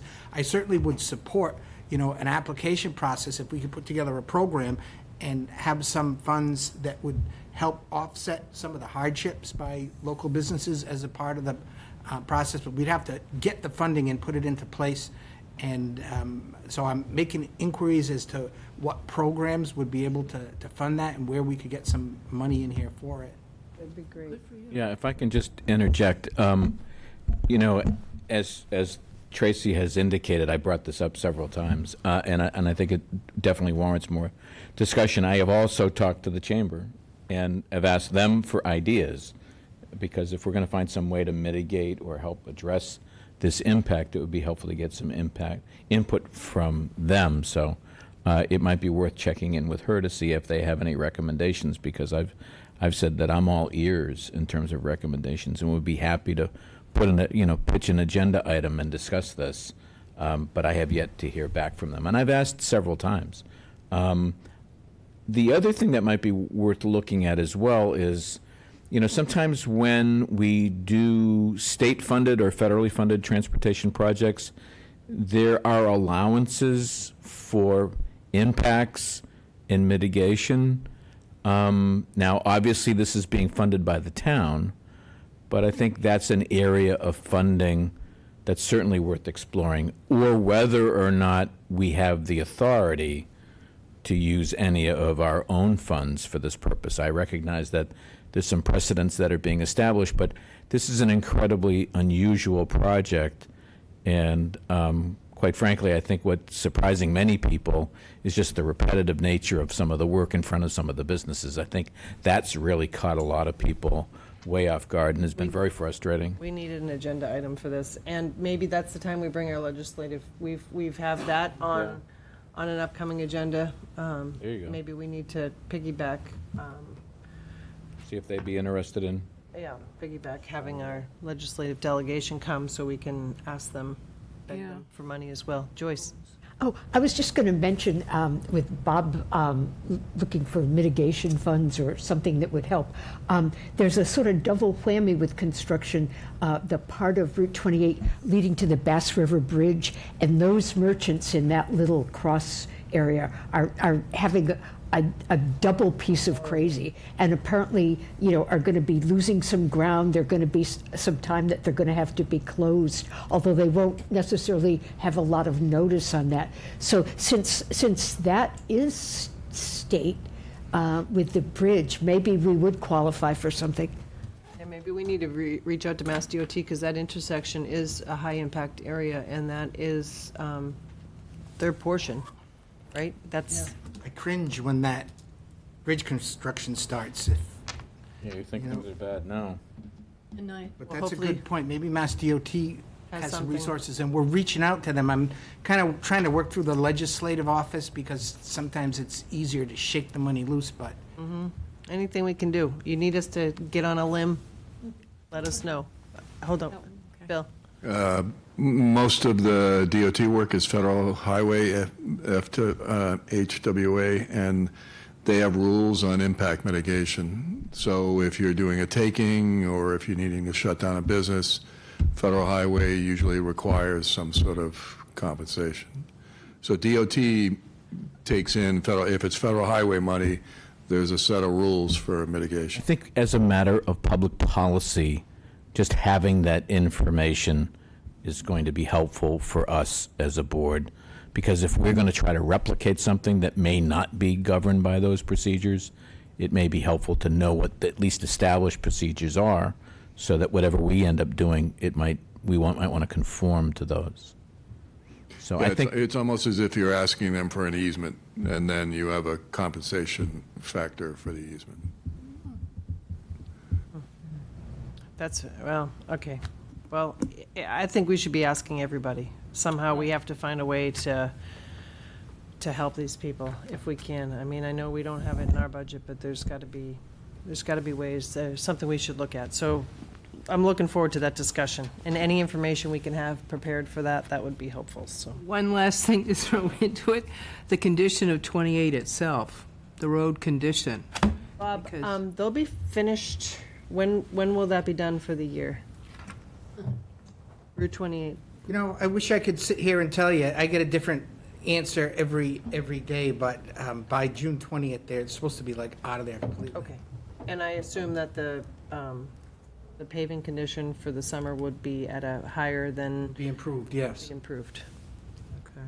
Right now, they're like patching it, because they patch it and they go back in, but I would imagine that if it's gonna be down for a few months, that it would be at a higher caliber.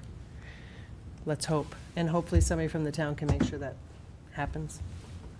Liz? So my last item is requests from people to have a meeting to discuss what is happening and what will be happening, to vent. Unfortunately, they feel that they are being taken advantage of as residents, and that all we care about is the tourists. So not just the businesses, but the residents.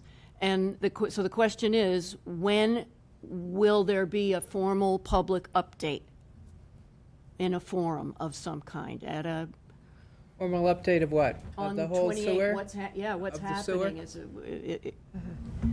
the fact that the water, for instance, people are convinced that the water that's running down Seaview is polluted, and of course it's not. But they need to hear stuff, ask their questions, be told the truth. they can go to your office hours. That's where I'm getting it. Yeah, well, but I give them answers. Well, I can't, Yeah. because we don't have answers. Yep.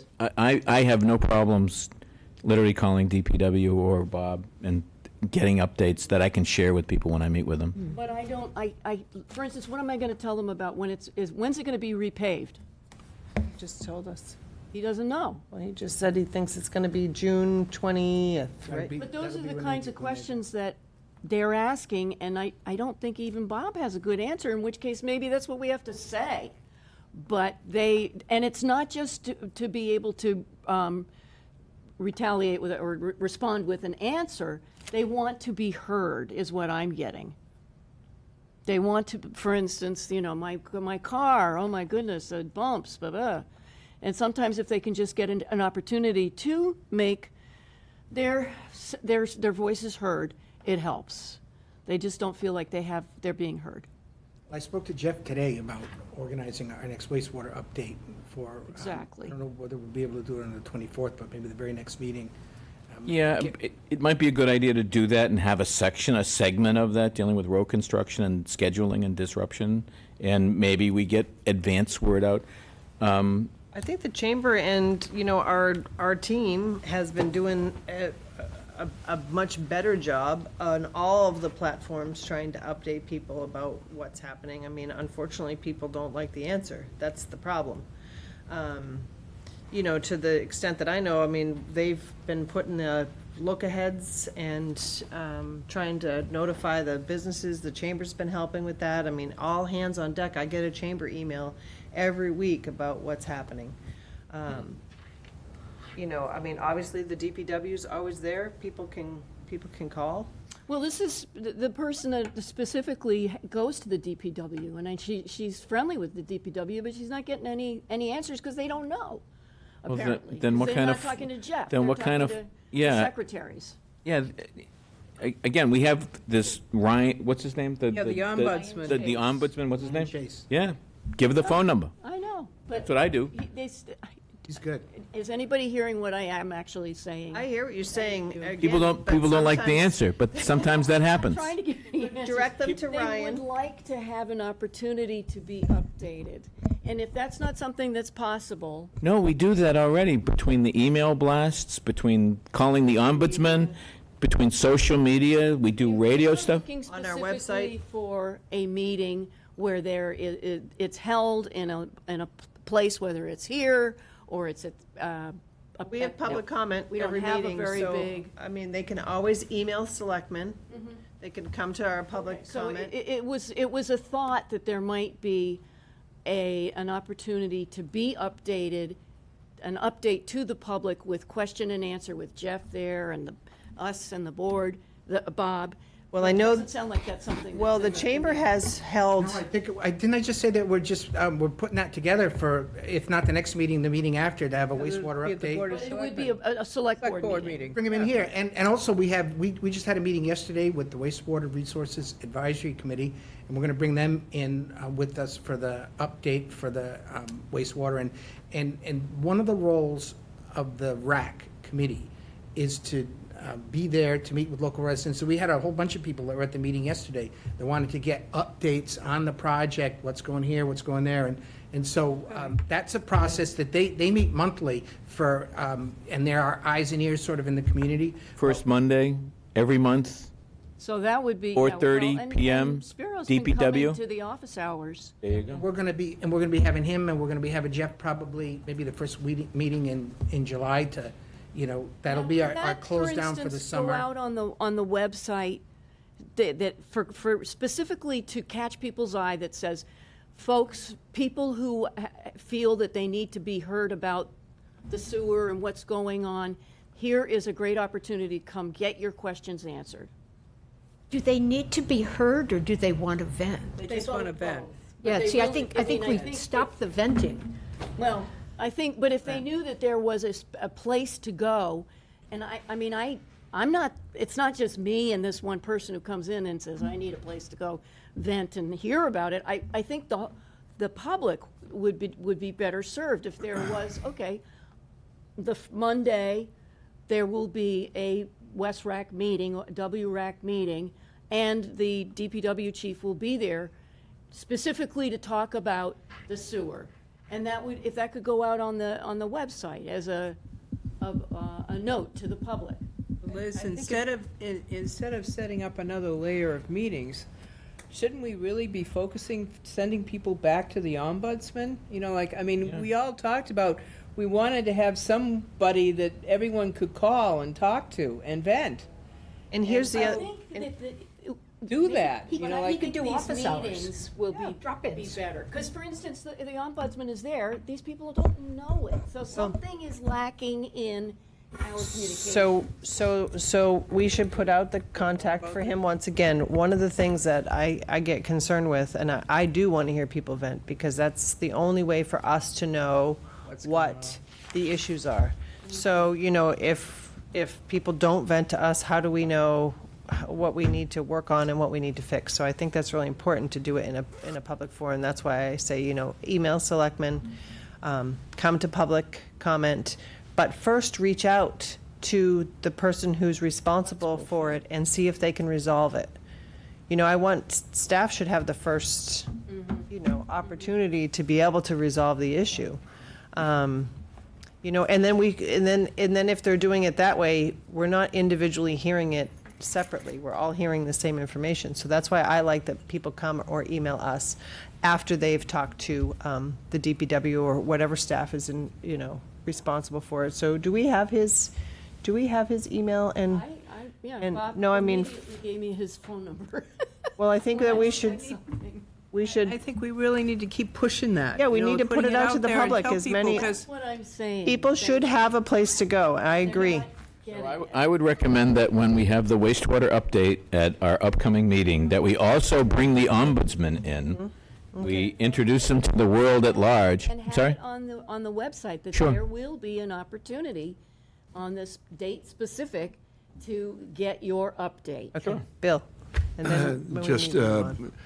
in the business community, they don't really like to go to public meetings and complain. I mean, it really affects the bottom line. If people are seen on TV from a certain business and residents don't like what they're saying, so we need to be careful of assuming that they're going to come into a meeting and complain about this publicly. I mean, it's, Well, it's mostly giving them the opportunity. well, And then they're it's giving them the opportunity when they won't take it is, Then it's yeah, I think one of the things that may be important is, as this information is collected, just develop FAQs. If you get 10 of the same questions, write the question and provide the answer, and then you've answered it quite a few times. Well, it sounds like we've got some internal things. If Bob doesn't know when it's going to end, it's problematic. So we need to flush that out and get the information out. Thank you, Bill. I appreciate that. Do we You're have right. outdoor entertainment licenses for a reason? I asked for that because we had the hearing tonight that was asking for a 1 a.m. outdoor entertainment license, so I just wanted to see what had been approved, and so they put that together, it was a non-issue. Is there anybody else that has anything else? Yeah, point of information, Madam Chair, you had asked a question about the charter. Yes. And the number of meetings. It says here, section 3-1-4, the Board of Selectmen shall hold at least 2 regularly scheduled meetings per month. Okay, that's what I thought it was, and I'm not sure our goal setting, I guess it's a public meeting. That counts. So are we not meeting on July 8th? Yeah, that's a date that we have for a meeting, July 8th. And I had 2 items on it from the last time we. Well, we'll check on that. We'll see. If we don't have to meet, then we won't meet, though. Perfect. In the summertime, we typically go to the minimum if we can. So if there were things on there and we need to address them on the 8th, then we will. If not, then we can move them to a later date, or maybe, but as long as we just need to make sure that our workshop goal setting meets the criteria of the charter. And other than that, I think that we should try to just do 2 in July and 2 in August, and then we get back into full swing. Okay? Move that we adjourn? Is there a second? Second. All those in favor? Aye. Thank you very much. We didn't, town administrator? He did. Yeah, we're done. Sorry, were you done? Okay. He started. You hesitated.